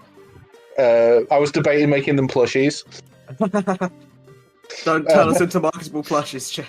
Yeah. But Laffy, you have to keep in mind that would mean that James has to remember that they exist. No, because you have to tune to it. No, I And I mean know they for exist, it to that's be what you used made them. against us. James, you made a lot of things. You don't remember half of them existing. I remember everything. My note taking is immaculate. Wait, so Screw how you. much health do they have? Are they the same amount of health as us? No, it is an It's object. like a one-hit kill, pretty much. Yeah, right. So if you right, okay. So I'll say it again, right? If these things were stolen from you, let's say hypothetically, Rusty carried them all in an old Sainsbury's shopping bag, and somebody ran past him, grabbed it, ran off, looked at the bag, and then one by one attuned to the item. I realised what they were, and then decided to destroy them because they spent that attunement hour doing it. They could destroy it quite easily in that time if they had access to minimal magic. So like, or like a mallet. a mallet, yeah, something like that, right? But not a single person in this party is going to die with. I'll show you the damage. 5d6 sounds like a lot. It is not. It's 12. It's a in that maximum instance. of what? 30. 30. No, Yeah. but what you have to remember is that Laffy has 46 hit points. Yeah. In total. So, It's only one this time. happens to you, right? This happens to you. That item is then destroyed. Can never happen again. You wake up. You go. Oh, and you've got 16 hit points. The next day, you wake up, you had 16 hit points. The next day, you wake up, you've got 18. And then the following day, when you wake up, you've got 21. and it just goes by... Oh. a d6 per day, yeah. I thought it went Okay. up. I thought it gave you back one of the d6s. Okay. No. Yeah, it is. It's by a d6 per day until the full amount's back. Oh, okay. So you could get all ones. You could get all ones. Yeah. But, I mean, if you allow that to happen, I'm not. This is not like Don't gaslight nobody us. knows these. Yeah. No, Well, if no, it no- happens, it's your fault. Not like I'm the god and I plan everything that happens in this No, world. okay. Now, as I said, the only person who knows these things exist at the minute are you. And the old And woman. You're the only. Well, no, she probably doesn't know what they do because she presumably would have said, like, "Oh yeah, by the way, guys." By the way, Yeah, I made so- voodoo dolls. Yeah, well, made voodoo dolls. So if you guys are using these all the time as a way to heal massive amounts, like if Laffy sits at the back and casts Prayer of Healing and somehow gets 6 attunement slots and just casts Prayer of Healing on all of those objects all the time, Yeah, but and I'd have to people, be attuned to all of them. That yeah, I couldn't know. I'm work. just saying hypothetically, but I like mean, there's say a for point where example, I could potentially be attuned to all of them. So one person Right, is just doing all these things here to pull it back up, and it's noticeable. At that point, they may become a focus if they're used sparingly or against different, used in an interesting way. Because it isn't just healing spells this applies to. This is any spell. This is invisibility. This is haste. This is. Oh damn, that would be really strong. James, what if the with spell blue. targets self? Like, how do you mean? Like, what's the spell that target? Like, I think like a mirror image. You can target the doll. No, because the target itself. Okay, Because it's cool. self. I'm just making sure. Yeah. So, then So, that for would example, actually- so the way this is working, this is how Archer on Spellbook will be working. Is in like he can cast it. It's basically a spell platform. Okay. It is a way for you to cast spells at range, which otherwise you wouldn't be able to reach. Like a touch spell, but on the doll Yeah, at range. touch spells or say for example, healing word is I can't remember 6 feet off the top of my head, Yeah. but for whatever reason you're 200 feet away, and you've got the doll, and you don't have cure wounds loaded. You can cast healing word on the doll, and it reaches the player. Here's a question: is there an upper limit? Say if you were on one continent and the doll that you're attuned No to. upper limit, Okay. but the only limit is these things cannot leave this plane of existence. Yeah. Okay, one last question. I don't think it'll come up. What about Wolf's telepathy? That you don't know because it isn't working yet. Okay, so these figures aren't That's allowed to code leave this for plane of I'll figure it out existence. later. These Sorry? figures aren't allowed to leave this plane of existence, but say one of us did, and the figure was still on this plane of existence, could we still use it to cast spells through it? Only one way to find out. This might be stupid. I'm gonna give Laffy's figure to Rusty, not to attune to it, just to have it, to look after it, because I feel like he would. and I'm gonna take Rusty's. Yeah, he I can't think. Do you know? Oh, do you know? I don't know the name of the creature, but the thing from Ice Age with the acorn. Yes. Yeah. Yeah. This is a squirrel. It's a squirrel, yeah. You see, I don't know. I've only seen it once. I didn't really enjoy it, but I thought he was quite funny. I'm gonna take Rusty's. He I vibes. am gonna attune to Rusty's. Okay. You don't have to attune to them, but that's nice. But it's just because he tends to run in, and I'm not allowed to. So if it was a touch spell to heal, magical effects such as his thing to bring people back. So he's Purple Dragon Knight. He can use his thing to. I don't think he gets that yet. Actually, I think that's next. Well, yeah. So we've established magical effects like that are transmutable. So he would be able to include Laffy in his. He'd be able to target the enemy and get the person. Yeah. What about potions? Obviously, No, can't drink. potions will not work. I'm trying to get everything right in my head. Okay. Because he can't drink it. Yeah. Just pouring a potion over the door, like. Well, that's what I mean. Like, just like you can seep it. If you know what I mean. Yeah, and then by that logic, I thought, well, I could just hold it underwater until you fucking sonic drown. So I thought, let's make these more useful and threatening. Because the way these become threatening, it's super obvious. Like, they go missing, and then people start, like, dropping dead. I have a very dark question. Go for it. I have a probably very light and flippant answer. If Movies! these essentially voodoo dolls are connected to people when they're alive, Yeah, what happens if they die? I was going what to say if the they're same dead? thing. Can I cast Revivify on the figure? You can cast Revivify through the figure, yeah. You can revivify on the figure and revive the person. Yeah, so the magic will wear off at some point, but so long as you're attuned to it, it's fine. There are limits to resurrection magic, but at 3rd level it's a minute. At 20th level it's at 3rd spell level it's a minute. At 9th level it's 200 years. So you know. Here's a question, because this is just a genuine D&D Oh question my that I god! don't know Yeah, the answer I to. wish I'd Sorry. left this till next week now. No, this isn't about the figures. This is just in general. If somebody was to jump into lava and die, could you still revivify them, or do you need their body? There's certain spells, the higher levels, that don't require the body. I think third True and resurrection fifth- is one. True resurrection. There's one Reincarnation doesn't need a body, does it? Because you're putting it into a random body. Yeah. Possibly. So if you were to jump into, so most spells require the body. So a really good way to avoid revivify. I say this is good. This is not a good thing for DMs to do. If a DM wants to get rid of a player character, they say, right, no, it's easier than that. Like they've dropped to 0 hit points. They fail 3 death saves, and then the head is chopped off. They cannot be revivified. Their head is chopped off. They need their head to be reattached to the body before they are revivified, and that is not possible with a 3rd level spell. Revivify needs a body. I think 5th is what Raised Dead also needs. I think a body. it still needs to be So most of it still needs a body. I think it's like when you get to like 7th. It's. So there are a couple of things. It's a wish greater. Also, there's like a couple of other even ways to put it 7th there. resurrection, you need a body. Is Wish just anything? Pretty much. Wish is any spell, and Wish is the most boring spell in 5e that isn't True Strike. It's the most open-ended, but the most boring spell. I would like to stop playing this game, please. Okay.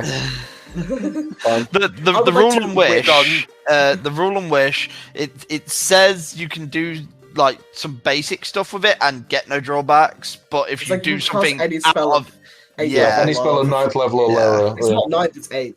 8th. Oh, okay. So basically, you can cast any spell without any of the components as an action. Yeah. Mm-hmm.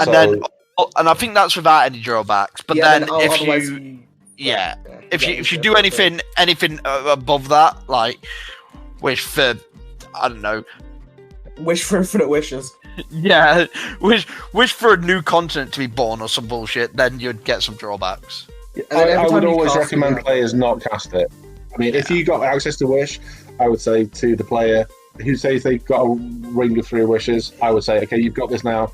Do not cast it. Let's please talk about this because it is a game ender. If you want to cast it, tell me first. Yeah, tell me. Let me know I'm what you're fine. doing and we'll talk about it. Yeah. Because otherwise, I've got to like monkey's paw it massively, and that's just not fun for anyone. Okay, right. Enough of that shit. D&D time, baby. So you've got your thing. Wait, James, the only spell that doesn't need a body is the 9th level spell Resurrection. Even 7th What about level. Reincarnate? Oh, maybe I didn't look. Oh At no! this. I don't want You Max to touch, reincarnate. you touch a dead humanoid. I love. Oh right, yeah. I hate A reincarnate. piece It of a can dead completely humanoid. break a person. So, It does say a piece of a dead humanoid. So if you get lucky and snap a guy's toe off in a lava pit, you could Touch the potentially do it. boot. Right, okay. when he gets disintegrated, just the toenail remains. Well, I suppose like dust is a piece technically. Yeah. Very small pieces. Anyway, enough of this Stop shit. pieces. You guys, I don't touched that know. atom, which was Steve, and So each of you, apart from Laffy and Rusty, have your own thing. You can distribute them as you see fit. You can even leave them in the farm if you are that way inclined. I would not recommend it because I would be stressed the fuck out. Just have it on your person for now.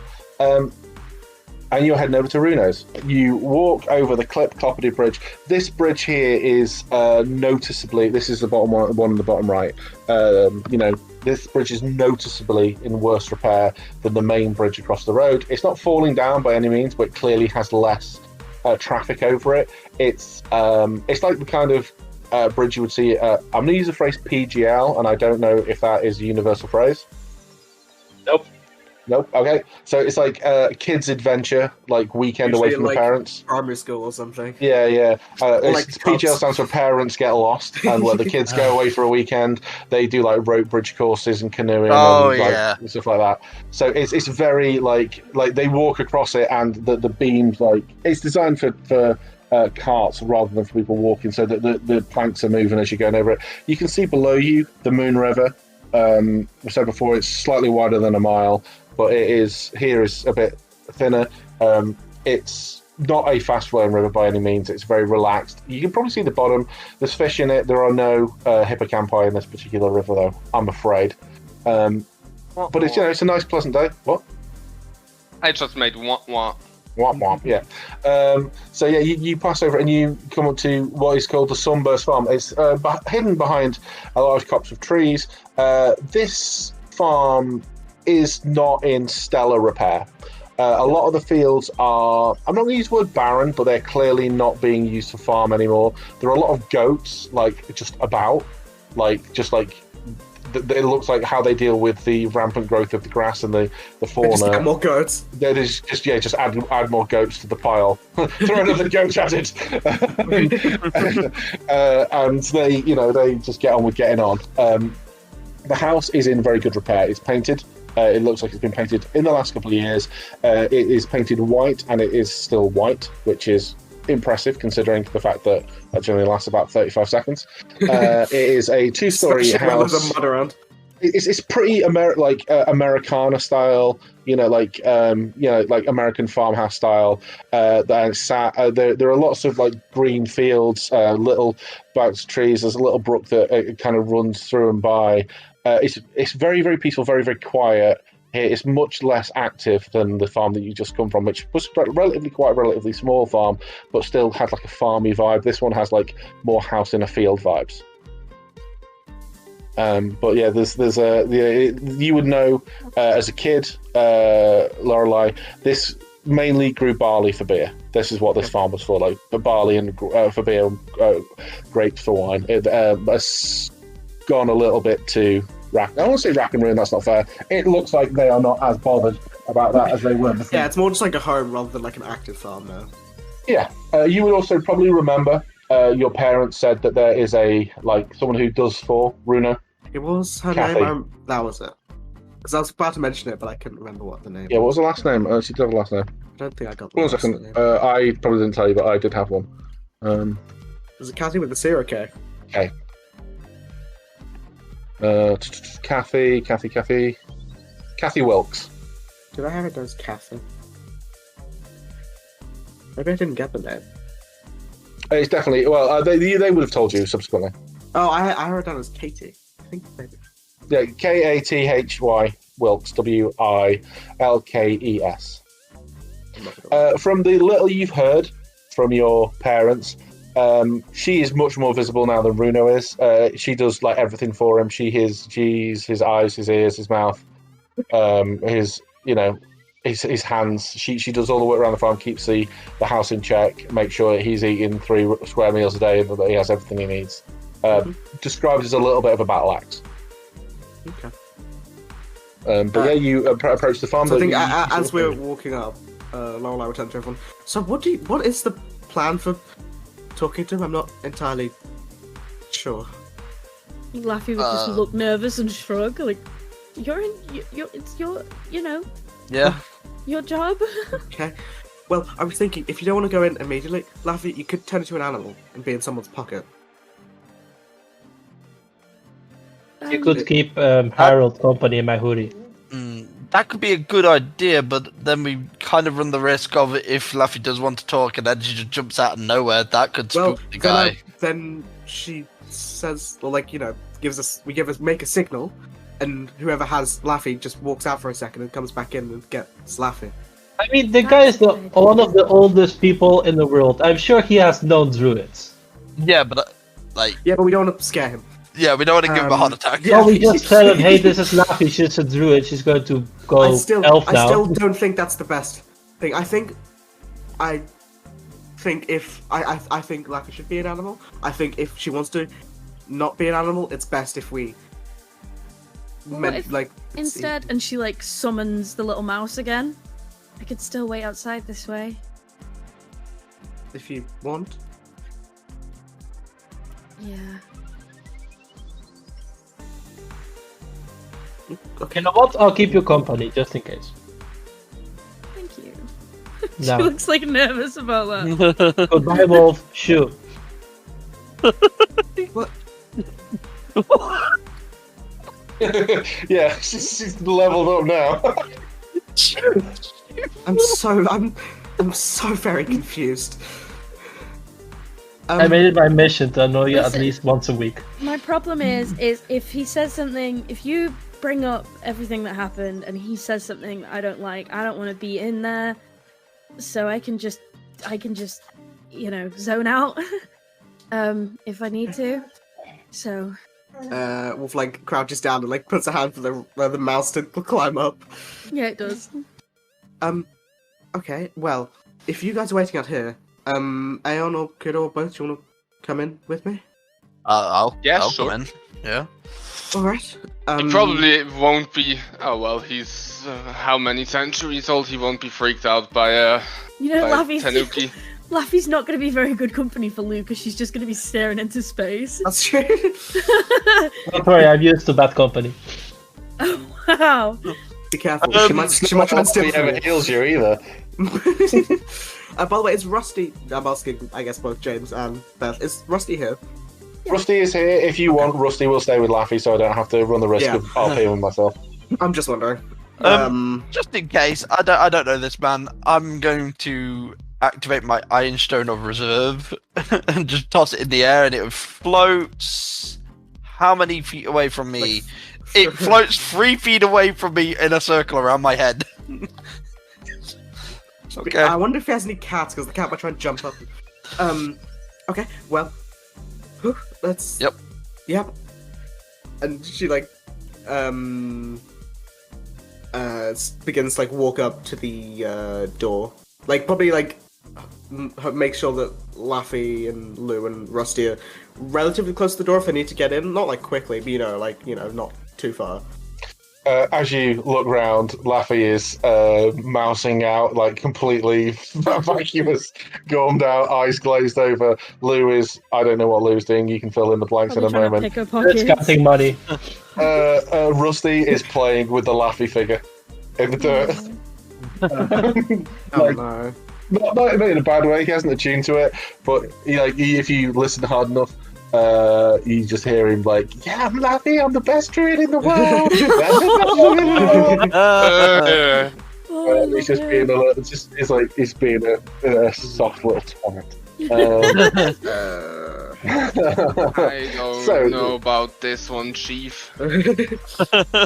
You give a rat-tat-tat on the door, then I assume.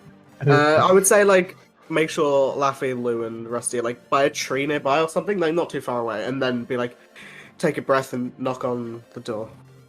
Okay. At first, there's no answer. For about 5-6 seconds, you hear nothing. Then you hear quite a sharp voice. Who is it? It is Cerulean Wolf. We're here on business of the Midnight Hunt. and the Lifespring Alliance. There's a pause, and then you hear like a clumping towards like heavy footsteps coming towards the door. The door swings open very, very quickly. The woman stood in front of you is a human woman, very tall, like not quite as tall as Riptide, probably a little bit taller than Wolf, very broad. I'm going to use the word Trunchbull-esque. To give an indication of like age, physical stature, and general demeanor. She's glaring at you, and she looks around, and she's in her mid-50s. She's physically still clearly very fit, like very physically strong, like big meaty hands. Like she's wearing like clothes that indicate that she's been, out and about doing things, like covered in like various like wood stain, dirt, that kind of thing. She glares around at all of you, and she goes, "The hunt! What do you mean the hunt?" But we would send. I was sent to pick up Runo at some point soon for the anniversary. Who sent you from the hunt? Viridian Swan. Did she not mention me? I mean, I'm from around here, so I do know of you, but she didn't mention you. As long as they don't want me to come back in. Sorry? Come inside. All right. This is all of you? And she like stares at the three people who are like going out in the corner. There are some that are sort of far away, but they might be in later. They're just, enjoying the water down there. So I'm expected to bring them back in at their convenience then? Could they not wait inside? I mean, we can go and get them if they want to come in, but they're just not ready to just come in yet. I can... You're being very rude. Just tried to be friendly. I have a very important and very demanding job looking after dear Runo. I have to make sure that the people coming to visit him are of the right caliber. She, Wolf, produces the, symbol of the Midnight Hunt that she has.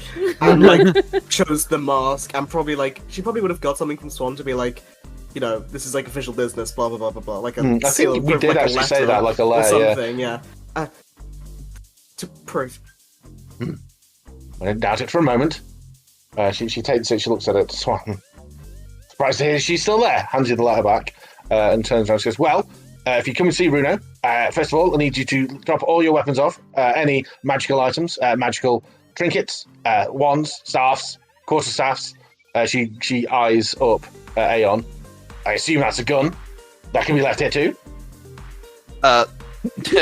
Yeah, sure. Mm-hmm. It's not actually a gun, it's more like a toy popper. You press the trigger and nothing happens because it's actually a magic wand. She has zero sense of A humor. little flag comes out that says bang.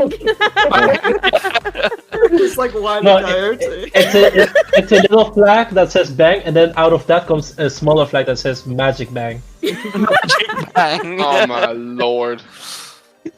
Aeon is like Wile E. Coyote. Yeah, he is actually.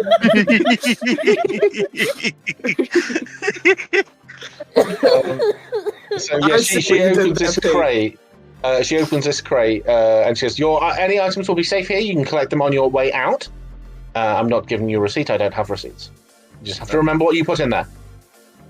Yeah, sure. That's what gives me bad vibes. Yeah. Yeah. Wolf puts in the crossbows, including the magical one, the gust of dryness. Don't forget about that. Is she all right with the iron stone floating around my head 3 feet away from me? It's every time it goes around. She has says magical items, so presumably she meant that as well. Oh, okay. Here's a question: does she mention the ring? Because it's just like a ring. She doesn't know it's magical. She hasn't. She's asking you to put everything in there. Okay, she puts every other magical item, but she wears the ring, not even really thinking. She walks in with the ring, not thinking about it. I will stow my iron stone and put that in there. I will also keep my rings and jewels on as well. Okay. What about Kudo? I will put in my my sword, obviously. What robe do I have?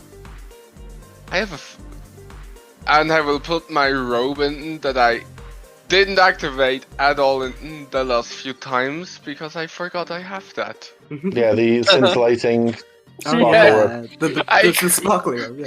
Yes, I Jessica completely forgot that.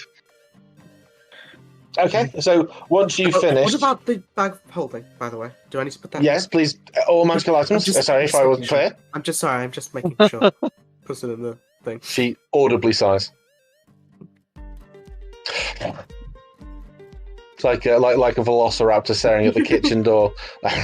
And so once she's given you a moment to do that, she says, "Right, now you've everything is off, right?" Can I try and whisper to Wolf just to get a confirmation and be like, I have magical shoes on. Do I need to take my shoes off? Are they the spray-on shoes? Like They're the boots of winding path. Oh yeah, I also have on my breastplate. I really don't want to take my shoes off. Yeah. Are you asking Wolf this or her? Wolf, I want Wolf's confirmation. I'm trying to be sneaky and whisper it, Wolf, so she can't hear. I wish I could make your stealth check then. Oh, Jesus. Okay, yeah. I'll have a catch you for this one. Probably not. She's dead.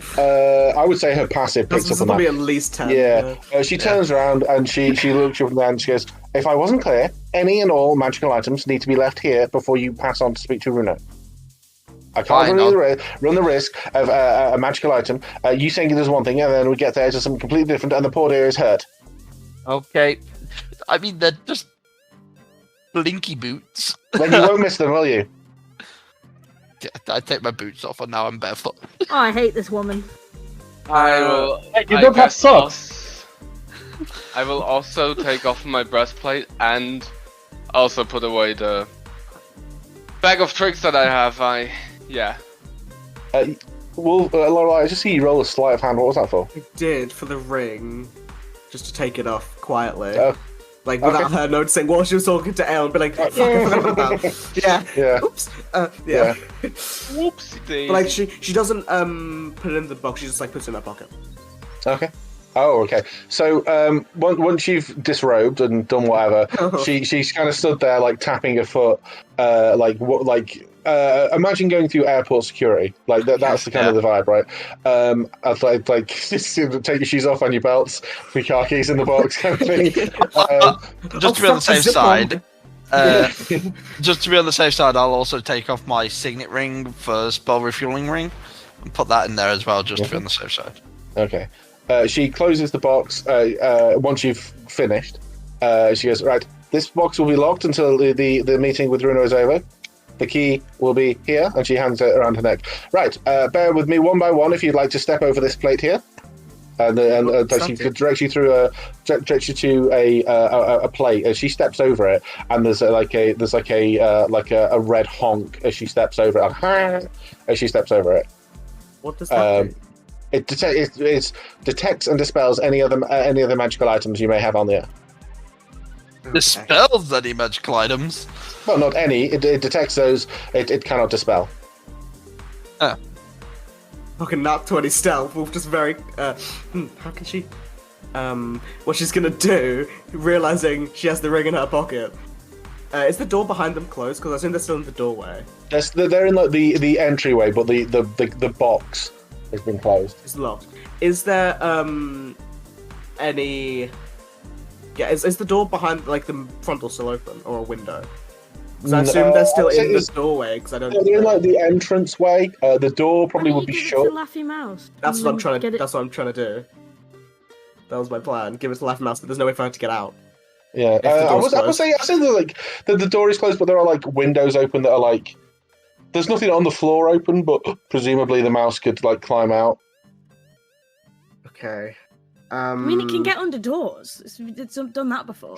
Actually, I think. True, yeah, that's a good point. Yeah, but I mean, this ring could probably be about So what about Wolf's the same gonna size as do? before. Do you need me to take our shoes off? No, that was a joke. Unless they're magical shoes, sorry. No, I'm asking My her. shoes, No, I'm my shoes are asking her. genuinely magical. Do you have magical socks on?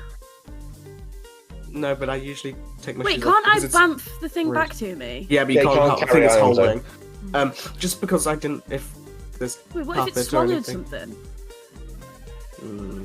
I don't think a mouse It can couldn't swallow. swallow this ring, Yeah. and it would still be technically be carrying it. Joe, But I'm that just is a wondering. weird. Yeah. Yeah. I'm just wondering if there's mud or something, or just. Well, you're going to go through the back of the house outside, so I wouldn't worry too much about mud. We're a shoes on household. Okay, well, Get rid of my shoes, woman. Well, your shoes are magical. I can't have that. while she's She gets you a pair of slippers. while she's talking to Alright. Abigail grabbing slippers, Wolf's gonna go to the window and like hand Laffy Mouse the ring and be like, just Stuffy whisper- fuck. yeah, pretty much, and like wait there for a second until the mouse comes back. Okay. I have a weird question. So, Mhm. I have the Rune Shaper feat, and I normally do that on my armor for Chromatic Orb, is where I normally do it. Mhm. Now, it says I inscribe a rune on a non-magical item or suit of armor or stuff like that, right? So, because the armor isn't magical, would the Rune Shaper would the rune disappear when I go through this? Would it count as magical at that It will point? probably dispel it, yeah. So with stuff like tattoos, it will like temporarily dispel the tattoo, but it will come back later. Oh, okay, yeah. Okay, cool. Yeah, no worries then. And You're really I bad think, at a permanent magical tattoo. Yeah. You cannot get rid of. Oh, fuck, my arm. I It think would like subdue it, so it would just be like it would just it would be like it was in an anti-magic field. Is how okay, it's cool. gonna work. Any Warforged Yeah. fuck. Well, Warforged should be slightly different, but like a lot of Ladrin and stuff would be different. But yeah, so as she stands on the other side of this place, so it's like it's just walking through like almost like a cloakroom, and on the floor is this kind of ovalloid, bright shimmering piece of metal, but it's like into the floor. That's the thing that went red and honked as she walked over it. She comes out over the other side, and she stood there like looking at you. She goes, "Right, now one at a time, pass over this, and then wait until I call you for the next person to come through." Wolf, as confident as she can, steps forward. There is a red honk as you go through, and she looks at you and says, "What have you got on you? I thought you'd taken everything off." I have. Back then, try again. What? It's like stands back, waits a second, and goes back on him. Okay, it doesn't honk this time.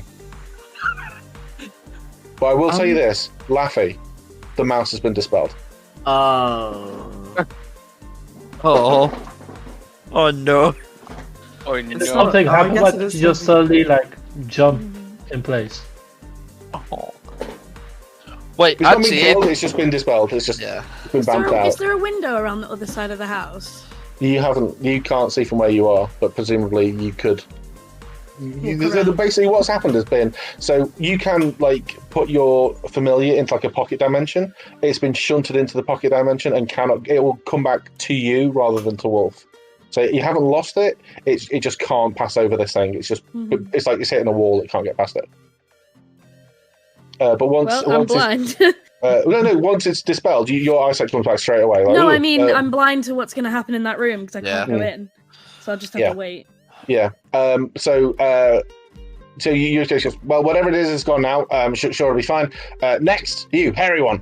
And she looks at both Kudo and Aeon. Thanks. Kudo, you're the hairy one. Woof woof, motherfucker. Woof woof. I'm gonna pass through. Okay. No, Do you Kudos, have that's more anything magic subjective. on you at all? Does the figurine count? Yes. Oh, for fuck's sake! Yeah. I would put that in the box with the stuff, but Quick question: can I put that in my bag of tricks? I don't think Bag that of Tricks no, is because also magical. yeah, the bag of tricks is also magical, and it can't pass on to other dimensions and stuff like that. So I'll say no to that. So that bag of tricks then- holds like a fucking bear, I think. No, it holds fuzzy things that turn into bears. Oh right, okay. I was still saying no, but you can put it in there. She will not care what's in that. She's not interested in what's in the box. She's only interested that you are not bringing stuff into the house. I guess that and a few potions, but I don't think those count. Do they count? Potions count, yeah. Oh, yeah. Then I would have put them away as well. Okay. I mean, didn't if you think didn't about want the them. magical figure, you could try and take it through, and it would probably dispel it. No, it would just keep honking until and she'd like find it and put it in the box. Okay. What does the Honk, TS honk. say at the airport to do to your metal things that you forget? Does They- it automatically just It doesn't. unmetal them? You will get this. You are going to be coming out this way. You are going to get this stuff back. She just doesn't want you taking it through the house. Yeah. A magic Nazi. Well, she has a very specific job to do, and this is how The she. man's like Fix on his them last legal. legs anyway. What? I can't believe we have spent 50 minutes just to say, everyone, just leave your Welcome to magic items in the customs. fucking box. Yeah, yeah, It's not that hard. Do you know how long it takes to get through airport customs? yeah. This is quick, man. And It's one finally, house in another bloody country. finally, she gestures to Aeon to come through. Alright, I'll check my inventory. I forgot I had a chime of opening. I have the Aeon doll.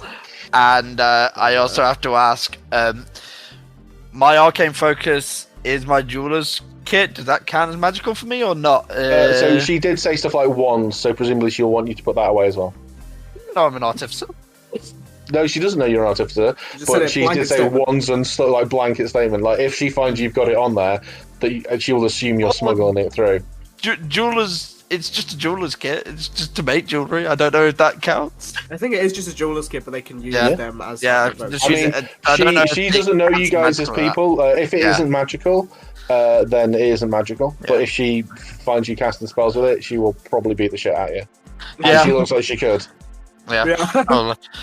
So yeah, when I step through, because I've just realised I have two things on me, Jesus Christ. it's just gonna ping off. Sorry. I have this chime of opening, and this little doll thing. I love that she says, "Put all your magic items away," and three of us, we all pull out like figurines of ourselves. Oh, yeah.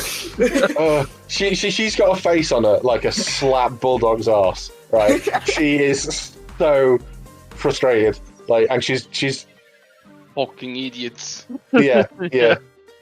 So I put my Like you can hear her more like, if those arseholes from outside try to come and go through all this bullshit again.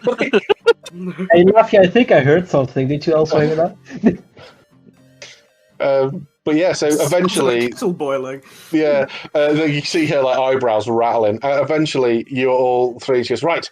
Well, thank you. That was incredibly painful. But now you're all done. Follow me. Walk this way, and then she stomps off. She is not a nice woman. Begin to follow. Do you stomp off the way that she walked? No. Oh, she turns around and says, I said walk this way. Stomp. She's walking the same direction, but this wolf, before they walked in, would have put on the mask just to be more official. Okay. But yeah, which is magical, Okay. of course. But I'm just mentioning it. She leads you through the house. The house is very cluttered, very busy, and she comes to like this large, this like glass conservatory area. That's what I was looking for. At the end, it's very long. It's like banquet hall style long. It's like all of it's glass. So it's very warm. There are lots of open windows. It's surrounded by these lush grass fields. And she leads you in there. She turns around and she looks. She sees you in the mask. She goes, mine is there, and she points over to like a picture frame on the wall, and there is a kind of a head mask that covers the top of the head, like basically the opposite of yours, and it's got like half a beak, and it looks like a bird beak on there. Do I recognize him? You can make a history check here. Would I get advantage? I would say no. She's probably before your time. This is not going to go well. Oh, 18. 18. You like look at start trying to put two and two together. You see this thing. It looks like a bird. He's looking around for different like clues. It's got this like greenish tinge to it. She's mentioned that she's mentioned some things that she's familiar with the Midnight Hunt. It's racking your brain to think about it. You remember there was a human woman in the hunt who left maybe 20 20 years ago. She used to work under the Scarlet Onyx, and she kind of retired. Oryx. Not Oryx, sorry. I've got fucking written down as Onyx there. Oryx. But she retired not long after he went missing, and her, I use the word tag here for lack of a better word, was the Emerald Jackdaw. Yeah, Jack. Yeah. And she had a reputation for being like the Midnight Hunt bitch. employs. The Midnight Hunt employs people who do what they need to do to get the job done. This woman had a reputation for being an especially difficult and hardline person to work for, but had a reputation for always getting the job done. Like literally never failed to like any kind of any mission that got to her is like, yeah, it'll be so. It doesn't matter what it is. Like not through foul means. She would always do it by the book. But she had a reputation like you did not want to get on her bad side. She would tear you to shreds. I think seeing that, Wolf would just very quietly oh, the Emerald Jackdaw. I recognize it the most. I didn't make the. So is that? I didn't make the connection. Well, no, it's not something we bandy about. Yeah. I just. Sorry. Just haven't. I'm just interested more than anything. Yeah, I'm sure you are. I had a very storied career at the hunt. Unfortunately, after the Oryx disappeared, I didn't like my options there were limited. That senile old fool, that miserable cow, or that other idiot. I didn't want to have to deal with them. So I thought that was the time to hand in my notice. And they said, well, if you're going to leave, we might as well put you to use somewhere looking after dear old Runo. So I've been doing for him for the last however many years it's been. They're just nods. Very noble. Not really. Okay. But he is a lovely old man. I'm sure you will enjoy this. And she turns to gesture down. This I won't say banquet hall. I mean like long hall Viking style. So probably about 100 feet away at the end of this glass room, this glass conservatory with the doors wide open, is a little old man sat in a chair in what looks to be like greenish gold robes. He's kind of staring out into the fields, into the distance. And she gestures for you to head over to him. But before we go over to him, Laffy, Rusty, and Lou, what are you doing since you've been unplugged from the Matrix? I think Laffy would be pacing. Okay. With worry. You can resummon the mouse, to investigate, other ways for you to get in. That is not a hard. You cannot join in. That is a you cannot join in this particular way. I can't turn into anything that flies, can I? I think she'd just. What level are you? It's 7. 8th level. It's 8th But level. you should have access to the spell Polymorph. That's a 4th level spell. I don't know if druids get polymorph. It's a really Yeah, weird. they do. I'm sure they do. I'm They're not. not. I could have sworn down dead they get In polymorph. Strat, we had a druid that did that, but I don't know if it's 7th or 8th level. I'll double check for you. Yeah, I can. But druids also, yeah. Yeah, polymorph. But You can would you turn have into prepared any him? animal Yeah, of but level then she 7. doesn't regain any of her. She doesn't have any of her mental stats. Yeah. So she is just a bird. I'll just take a walk around the outside of the building, see if there's any open windows at the back of the house. So as you walk around, Rusty is going to follow you. I assume Lou is too. Most of the windows are open, but they're a slot open. As you're walking around, you see figures heading towards the back of the house. And you try to keep an eye onto where they're going. You come to this quite high hedge, and it's kind of 10 feet tall, and immediately behind the fence, the hedge is a fence that's blocking further access via that particular means, but it's not in the best condition. Like the rest of the farm, it's a little bit rack and ruin. Are there any obvious holes at the bottom of the fence? Can you make an investigation check? Yes, I can. 15? Yeah, sure. So it takes you a couple of minutes, but you do find a sizable gap, more than big enough to fit in, fit the mouse through. You think that you're quite a titch. You think you could probably squeeze your way through. Rusty is also a shorty, could fit through. Lou is very lithe. With a bit of help, maybe Lou could squeeze through too if you really wanted.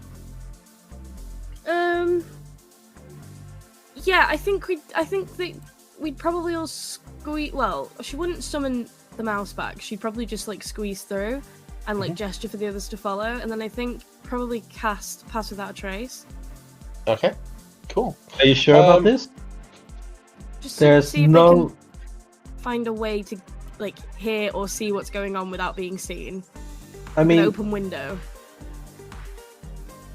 fair enough. Okay. So yeah, you guys scroll through and you come through into what looks to be like an old hedge maze. It's not a high hedge maze. It's not like Goblet of Fire style maze. It's like knee high, but it's very overgrown. You look like you can easily see the edge of it, and you can see the tippity top of this conservatory and these figures walking towards the edge of it. From where you are, maybe like 150 feet away, you can clearly identify them as your pals. As they're heading towards it. Pals and a large woman. Well, the large woman isn't with the group at the moment. She's directed you to them. But How far away can I bamf the mouse from I think me? it's 30 feet. I And how think far it's away 30 are feet. they? About 150. But the mouse can move. The mouse can move, yeah. It's a mouse, so no one's I going can't remember. It will be in the Find Familiar spellbook. I think it's 30 feet off the top I of my don't head. think it's anything more than that. It might be 20, but... Traits, wild companion. Right. Okay. So, cutting back to the chumps in the house, Aeon, Kudo, and Lorelei. So at the moment, in my head, because she's been wolf for so long, I have to actively reposition her as Lorelei. When she's got a mask on, she's definitely a wolf in my head. Yeah, Like, that's okay. completely fair. Yeah. For Lou, wolf is always. Because I'm an old man and I can't keep up with these pronouns. Oh, Wolf I thinks can. Lorelei is a stupid ass name, and we'll keep calling her Wolf. That's just. Well, it's Sorry, I just choked on my drink there. So Lou Marblecut thinks that Lorelei is stupid. call an Okay. ambulance, but Yeah, Jesus Christ, this pie's wild. but also it's just more syllables. Yeah. But Okay. It has too many you L's. have to keep in mind I can't remember jack shit for names in Yeah. D&D. Just forget it. I will call it. I have like other player characters' names dyslexia. Like it's unbelievable. I got Well, one just of have- Ash's characters name wrong for what was it? 6 weeks? I was- Probably it was- more. Probably it 3 was months. Hilarious. And then once he did get it right, I introduced another character in my campaign. He kept calling them the other character. Yeah. Oh, terrible. I'm so bad at it. Right, anyway, so you three, you entered this long hall style conservatory glass. There's no tables in there. It looks like there could be. It could be like a room for entertaining. At the moment, it looks to be a nice, quiet place where an old man can look at pretty fields. Kathy, the Emerald Jackdaw, shows you, or the ex-Emerald Jackdaw, rather, shows you in and directs you. As she kind of points you down, you hear a honk noise again, and she goes back to the room that she came from and just like ushers you down, and you head down towards there. The guy, well, it is Runo, there's no question about it, doesn't seem to react to you entering the room. He's kind of like half turned away from you. He's looking out at the fields. The sun is high in the sky. There's birds. It's quite nice. So picturesque is it view. high noon? It's high noon. And he is looking out. There's like an easel there with some paint that he's like at some point presumably started painting some of it, kind of lost interest in it, and he's just like vegging out. There's like a little glass of port there, like a half-eaten sandwich. He's just kind of like, you know how old people just like sit there on power save mode. Yeah. Does he look like he's got all of his faculties there, or does he look like he might have a bit of the old Alzheimer's? If you want to roll an insight check or medicine Can check, you roll an if you- Alzheimer's check, please? Yeah, can you roll an Alzheimer's check? No, roll it. You haven't rolled it. That's not a funny. That was a really. Wait, why did I do Oh, that? really I regret. insensitive. Yeah. Oh my Fucking hell. lord, can you please tell me the oh my lord. What the hell I are these have- pictures? Oh, basically, we were looking at creatures that were resistant to force damage. There's not many of them. The No, worst it one was- is it was the like that. armor. It's like just that. Yeah, it's the armor one that is the real bugger. There's one that's resistant to force and necrotics. It's like a hexblade's nightmare. Right, a 13. He is not giving you a lot as you walk down there. So I would describe this Wait, little old man. can I also do that check, please? Of course you can, yeah. I'm not going to make an Alzheimer's check. You're making a medicine check to see if this person... Oh, 23. Oh, wow. He maybe wants to appear to be a little bit slower than he is, but you see... Kudo sees this, the rest of you don't. Kudo, you see his eyes are razor sharp. There is no... Well, the eye, rather. There's one eye that is razor sharp and is like piercing you. It's like pinning you to the wall, sparkling with intelligence, wit, and like awareness. He may have the body of an old man, but his mind looks to be still very sharp. Maybe plays into people's expectations a little bit. He turns to you and he like stares up at you. He's like, "What?" I want to do some "I'm your grandson" bullshittery. Okay. As you approach him, no, I won't do that because he looks smart. But if he had Alzheimer's or something, okay. As you approach him, he turns around to see you. As shown on the various pictures, he's very old, very elven. He's very small for an elf. Like even compared to Laffy, who is like 5 foot, it's like titch for an elf. It's about as short as you can get. This person probably classed as like size small.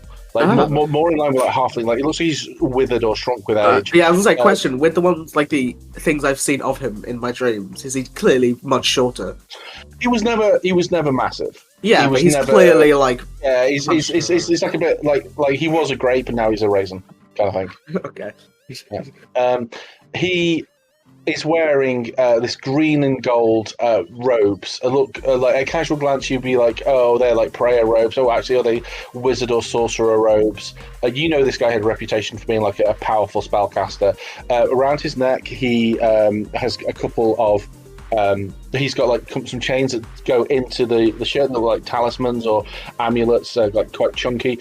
His face is like very lined. He's got like as he turns around to you, he's got like this almost sour expression on his face, and I think it's on his left eye. It doesn't really matter which eye. One of his eyes has got this. It's like kind of grayed out, blind, like from damage. He's got like this. On the image I did, it is his left. Yeah, well, for the sake, it doesn't hugely matter which eye. One of them is and like the scar around his eye. It doesn't look. Like at first it looks like a scratch. As you get closer, it's less like a scratch and more. It looks more like a brand. As you get closer, it isn't. It's not like something hot has hit his eyes. It's like these. It's almost like a star burn, like like a star shape burned onto and around his eye. That's blinded this and withered this one eye. He turns around and looks at you all.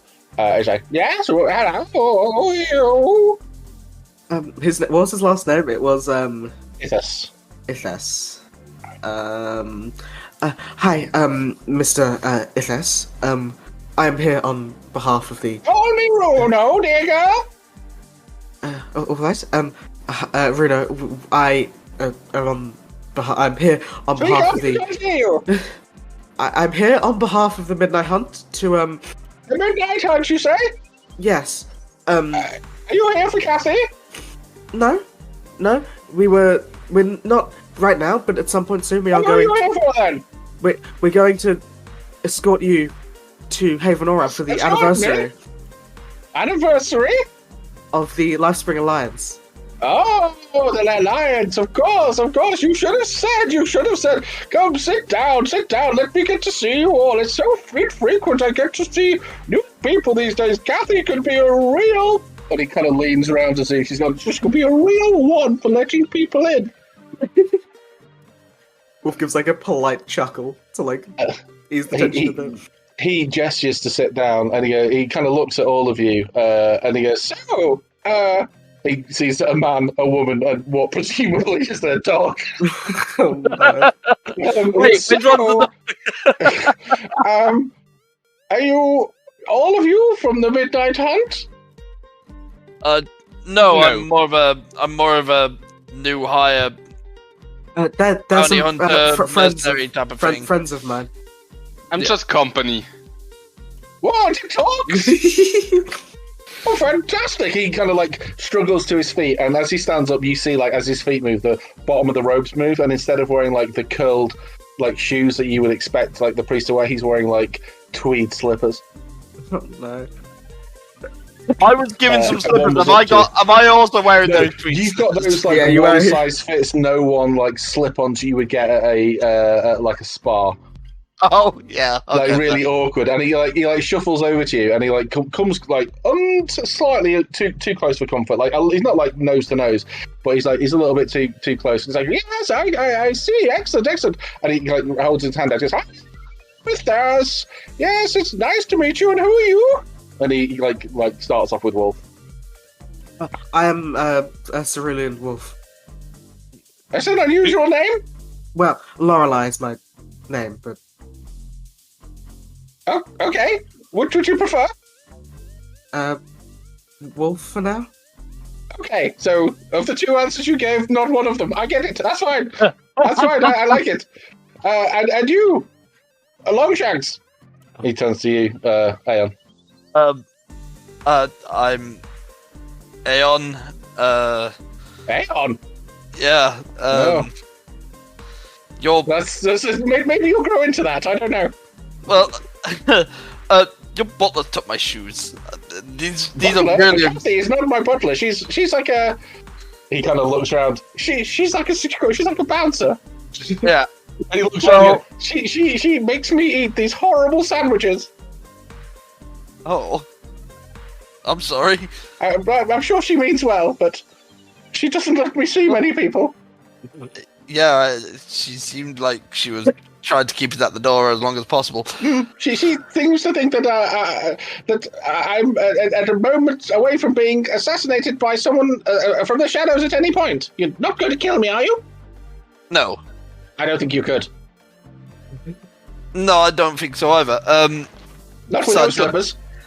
They're not my The choice. sourness is gone. He's got this like little grin now. He has clearly wanting advantage it on for- stealth checks with those slippers on. These are really uncomfortable, by the way. Yes, I think that's the point. I'm sorry. I have a spare pair, but I don't think they would fit. Take them off if you like. No, I'd rather actually wear something over my feet. Yes. So I'm Aeon, bounty hunter by trade. Just happened to be going around and just going with the flow at the minute. Excellent. And you, yes, you, the final one. Sorry, I thought Yeah. you were a dog. No, but No, I can see that now. it's a common misconception. I'm Tanuki. It's complicated. I've heard rumors. I've never met a Tanuki before. Are they all Yes. like you? Visually, yes. Oh, that's a shame. How'd you breed? Oh my god! What? I'm only messing. I'm sure you're considered very handsome. And so he like giggles to himself as he wobbles back to his chair Right. and gets comfortable. And he sits there. He's got this like big fucking shit-eating grin on his face. And the moment he smiles, like all the sourness is gone, and the lines like relax into Such a the granddad. smiles. He's a proper granddad. And he sits there and he goes rootling through and he like picks out, like he like looks to see where Kathy is. He can't see her, so he like rootles down the side of his chair and holds out like a bag of boiled sweets and goes, "Do you want some of my private stash? Quickly, while she's not here." James, can I summon my echo behind Oh, him, no. tap him on his shoulder, no. and despawn it? Oh, jeez. If you, yeah, so he's like, what the fuck? And he's going to take a boiled sweet. Do you want a boiled sweet? I'll take one. Yes. There are 3 flavors. There is green, yellow, and blue. They all taste the same. What? Great, They I'll change take- the color grey. Like, No, they all taste like red. So he like offers you a sweet, but we will cut from you guys to the guys outside because obviously you won't have heard any of this. You've wormed your way into the Probably back trying to garden. find a door, yeah. Can you all roll me stealth checks, please? oh no. We have passes out trace on. I Just know a you do. reminder. You still need to roll because you might roll a 1. 20. Oh, you no. rolled a 5. Plus 10, so 15. 15. Yeah. Wow, 21. wow, the rogue, Oh, the let me rogue roll rolled for high. Rusty. Roll for Rusty. He doesn't have disadvantage anymore because he's not in play. Oh wow! Wow. So a 31, a 30, and a 15. Yeah. So Rusty and Lou, like fucking shadows in the night. Poor Laffy, like turns around to If you follow get caught, turn into a rat. Yeah, she's just completely like trips over the. Well, 15's still pretty good. Like, okay. if 10 is like average Stop quietness, standing 15's specifically on branches. It doesn't help.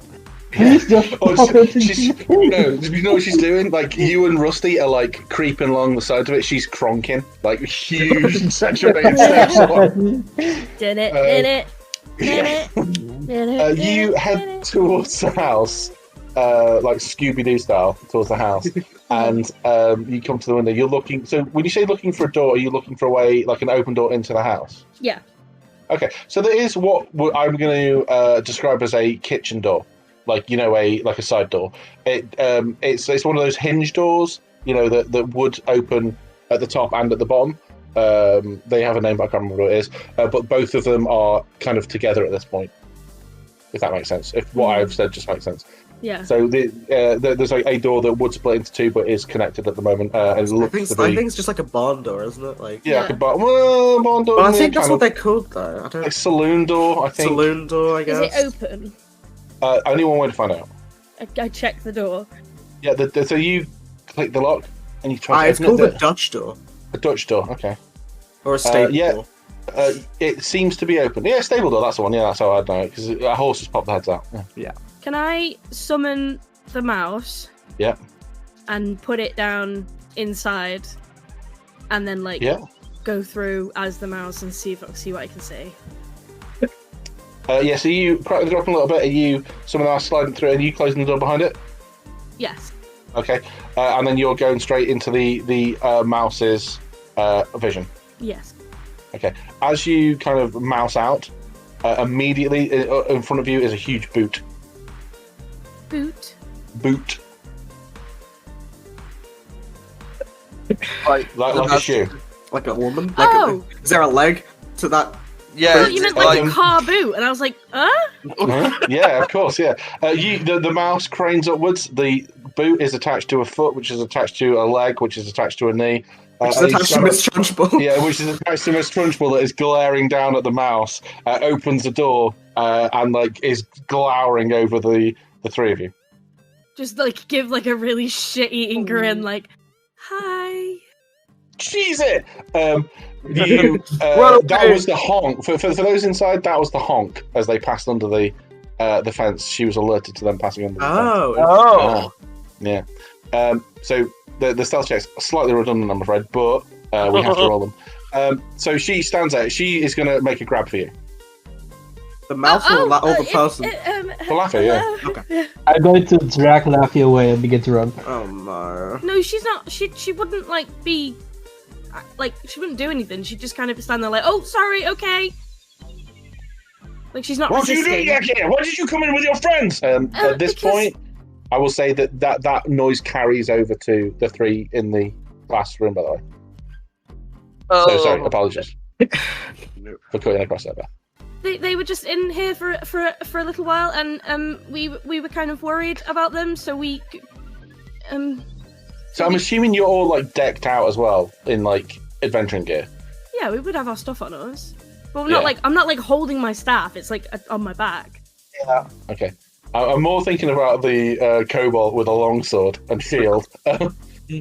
And the dagger wielding Well, rogue. this woman made me take off my boots. Yeah. She glowers down on you.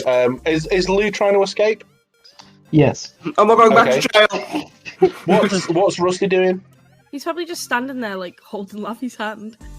Okay, waving. He's quivering. Yeah, waving a little white flag. Lou, as you start to run away, you hear under this woman's breath, she mutters something and then does a wrist movement, and you are encircled, all three of you, kind of in a horseshoe shape against the wall, encircled in a huge wall of fire. Oh, fuck. What? It's a high-level custom. Can I say hearing thingy scream? Oh, you will see this now. You can see the orange of fire to the side. The building's on fire. And Runo see this what in the bloody hell is she doing? We can go and check for You you. hear? What are you doing here? That fire. Let's go and see. And he like gets up and gets his little walking stick and starts hobbling towards the kitchen. Runo, don't. You'll sell. Okay, Wolf just like goes running. Imagine I Yoda will- in the third Star Wars film, like like that. I'll Hey, also give him a go piggyback. running. Yeah. Why me? I'm weak. I got. Shanks, pick me up, and he hits you on the back of the leg with his thing. Pick me, carry me. No, Wolf just goes running. I can't carry you. I'm weak as hell. Oh, bloody useless. Okay, well, let's go. And he hobbles. It's not far. What It's, if Runo stands on Kuno's shoulders? They put a trench coat on. They're a medium creature now. You know that I'm effing weak.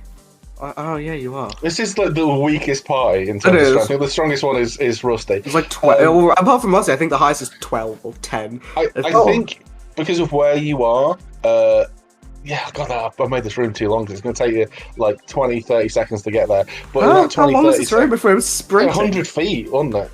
Well, they're inside now. I don't know how long the room is, but they're, pretty much Oh, inside. yes, it's anyway, it doesn't matter. For the sake of the narrative, it's fine. You get there, so this woman is like holding her hands up as like the area is surrounded by this wall of fire. Her eyes are backlit, and she looks like a fucking menace. As she's there, she's like summoning these like tendrils into her hands, and she goes, "You should not have snuck in to see my Runo." Miss Jackdaw? Yes. She turns around, glaring. You were in on this, weren't you, you little shit? No, I wasn't. No? I didn't know they were gonna. These are our friends, but I didn't know they were gonna try and come in. I promise. Please, please, you can put the fire down. They mean no harm. They've got their weapons. She's got a staff. She can do anything. She's going to. Runo like turn around. He looks at the visage in front of him. You've got Lou, like backing up against this Just wall, running. running, trying to find it. But the wall is slowly like coming in, like reducing the available space. Rusty and Laffy, and he looks at and he sees, and he sees Laffy, and his eye goes wide like that. And he prods Kathy in the back of the leg with his little like the little Yoda stick. I don't know why he just is Yoda in my head right now. He prods. He's like, "Let it go. They're fine. They're good. They're good. They're good." And she like looks down at him. She goes, "I'm here to protect you." And he says, "It's fine. Don't worry. Listen to what I say." And he bangs her on the toe. And she's like, "Oh." Listen to me, woman. She like, breaks concentration from the hit on the toe. Yeah, she releases concentration on the fire and still the tendrils on her hand, and she's glaring around. She's like, "I just don't like sneak thieves," and she's glaring at Laffy and Rusty and Lou. We ain't sneak He was thieves. trying to dig with a spoon. He's like, "Well, come back into the conservatory, Kathy. A round of your fabulous sandwiches." And he like with a. It's rude to have to make a deception check. Yeah, he will make his. Let's see what he rolls. I do have a character sheet from, which can't be outside. No. Oh, that's a good high number for him. Yeah. Okay.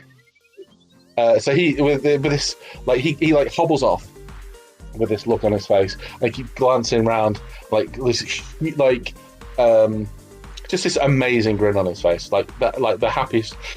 Like Wolf, and you've seen him looking sour and like bored. You've seen him making fun for himself and having a little bit of fun, but he looks like elated is the only word for it. He looks like all of his Christmases have come at once. I don't like that. As he walks off, and sort of Kathy, I assume, is like not calming down, but of like moving back slightly.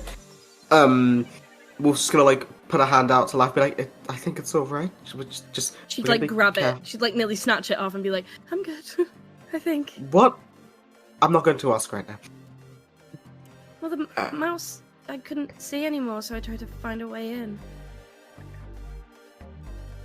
To be honest, I don't know why I followed her. Sorry. I follow because I'll follow Laffy anywhere. Just like ruffles his hair. Except the I bathroom. was gonna say hair, but he doesn't I have hair. don't know where the bathroom is. Happy for the I don't know why, we all poop. Laughing for the inconvenience of almost being burnt to about 5 copper.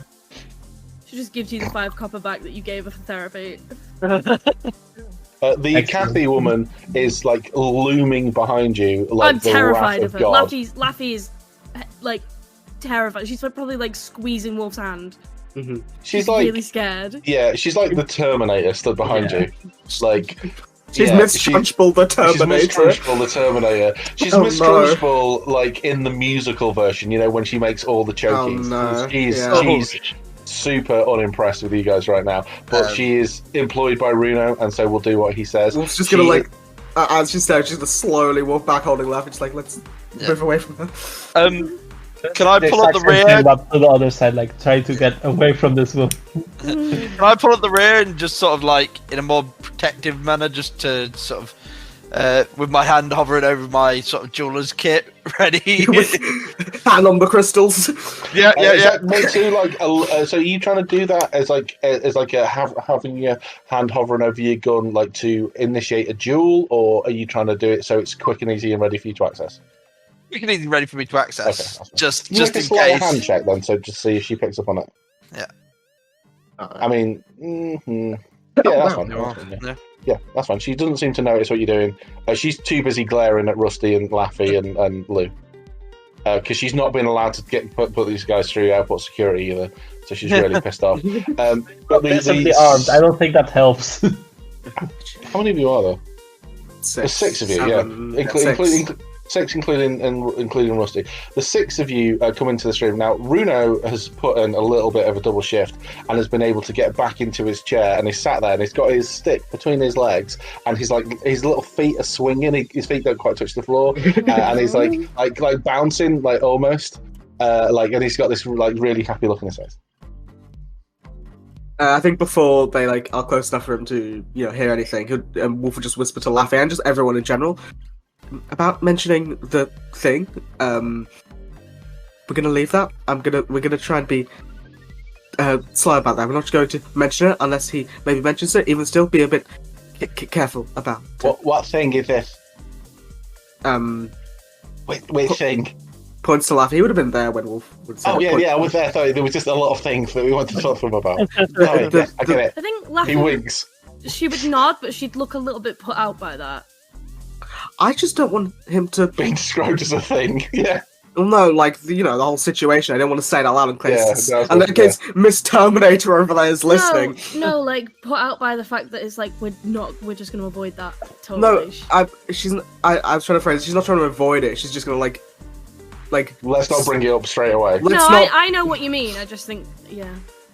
Hey, you murdered her sister. We're not, it's just trying to be careful about it. Yeah. Not. I mean, if it was my sister, I would like to bring that up, but Yeah, but not being, to each their own, I guess. We don't want to be brash about it to this man who, and with the Terminator behind us, I'm slightly terrified. So as you're entering, he sees Kathy coming with him. He says, "Kathy, the sandwiches, please. No need to rush. No need to rush. We're all friends here." And the busies are off. Basically, he tells her to piss off. And she takes a step, with a face that would curdle milk at 100 feet. Turns around and goes to make some fucking sandwiches. Sorry, that was a wild sentence. He kind of gestures for you all to sit, and he's like, his eye is flitting over everybody. Sees that Wolf is holding hands with Laffy, and has got this kind of a little bit bemused look on his face, not quite sure what's going on, but the dominoes are slowly falling into place for him. There's this look on his face of almost dawning realization. And he comes, he's back, he's almost vibrating. He seems excited. He's like, "Yes, sit down. Yes. Introductions. I'm sure. Some of you I know. Yes. We've already been fortunate enough. There's a couple of new faces here. I was fortunate enough to see to be introduced to Wolf, to Aeon, to Kudo, Ria. We know each other. Also, the 2 new ones. We have a young dragon and a young lady, another young lady. It looks slightly disappointed. This is the most powerful wizard in the continent. How do you spell Ria? All this H-E-A. Yeah, oldest and maybe most powerful wizard. Is Wolf sitting with Laffy? I assume so. Would, yeah. Her shoulders go tense. Like Yeah. she's very on edge right now. Like it's Yeah, clear. as he says, Rhea, Wolf, you like feel like when they're holding hands, like it just like tightens, and she's clearly also like nervous about what could happen essentially. My name is Lou. Lou. This is Sally. And this is Rusty. What? Fake name. Don't worry about it. Lou, very nice to meet sorry, you. out of game. Who are you talking about when you Yeah, said who are you talking Sally? about? Laffy.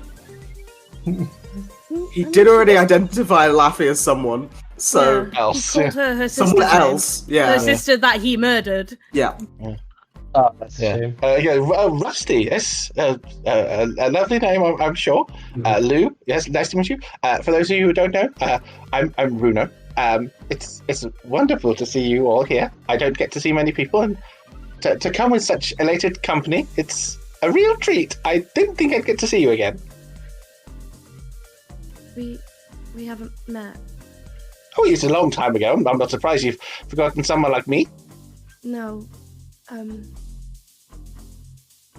Wolf She's just like, whispers. look at Wolf just whispers like, "I don't think there's any point in ignore what I said a minute ago. I don't think I can hide. I don't think we can hide it." Rhea is my sister. Oh, I suppose that makes it you. I suppose you. That explains a lot. How is she? Well, on account that you. He's got this like really expectant look on his face, like waiting for more. I think Laffy is now second guessing, like not believing Wolf's dream is true, but like thinking about it and like it was a dream. What if it wasn't right? What if it wasn't correct? Because he asked like, "How is your sister?" But he killed her. Like, can I make an insight check to see if he's like trying to hide anything, or if he's just putting on a bit of an act Yeah, to make sure. it seem I actually like... did the same thing. I feel like Wolf would be looking very intently at him. can I do it and add my thing because I can, read people's emotions? Yeah, of course. So Wolf with an 18. But Oh wow! Actually, Already a high number. Can I add my flash of genius onto? do you need your spell? You He have has it his on you, so focus. yes, you can. Oh, really? 22. I mean, you though, rolled 22. That's higher than everyone else's Yeah. by far. I mean, 4 higher than mine. So. And you get a +4 anyway because Oh, so you That's get a 26. 26. Yeah. Yeah. So what exactly is your reading people? Is it reading their emotions? Yeah, so it's like specific wording is empathizing and understanding others' emotions. Okay. So you look at this fella's eyes looking for deception or confusion. He's looking at you like you are the first drops of rain after a drought. Like you are the dawn after an endless night. Like he never thought he would see you again, or someone like, even though you're not who he thought he was, he's looking at you with something approaching, probably beyond adoration. Like imagine seeing a relative you thought had died. Is the only thing I can put it. Like like someone you never thought you'd see again, but were completely over the moon about. Is it almost like, it's not like worship, like what's the I mean, word? love is probably the best word for it. Okay, there's a specific word I'm trying to think of, but I can't think of it. His Adoration? adoration is beyond that. It's like, imagine someone you'd never Like thought a you'd see again. reverence.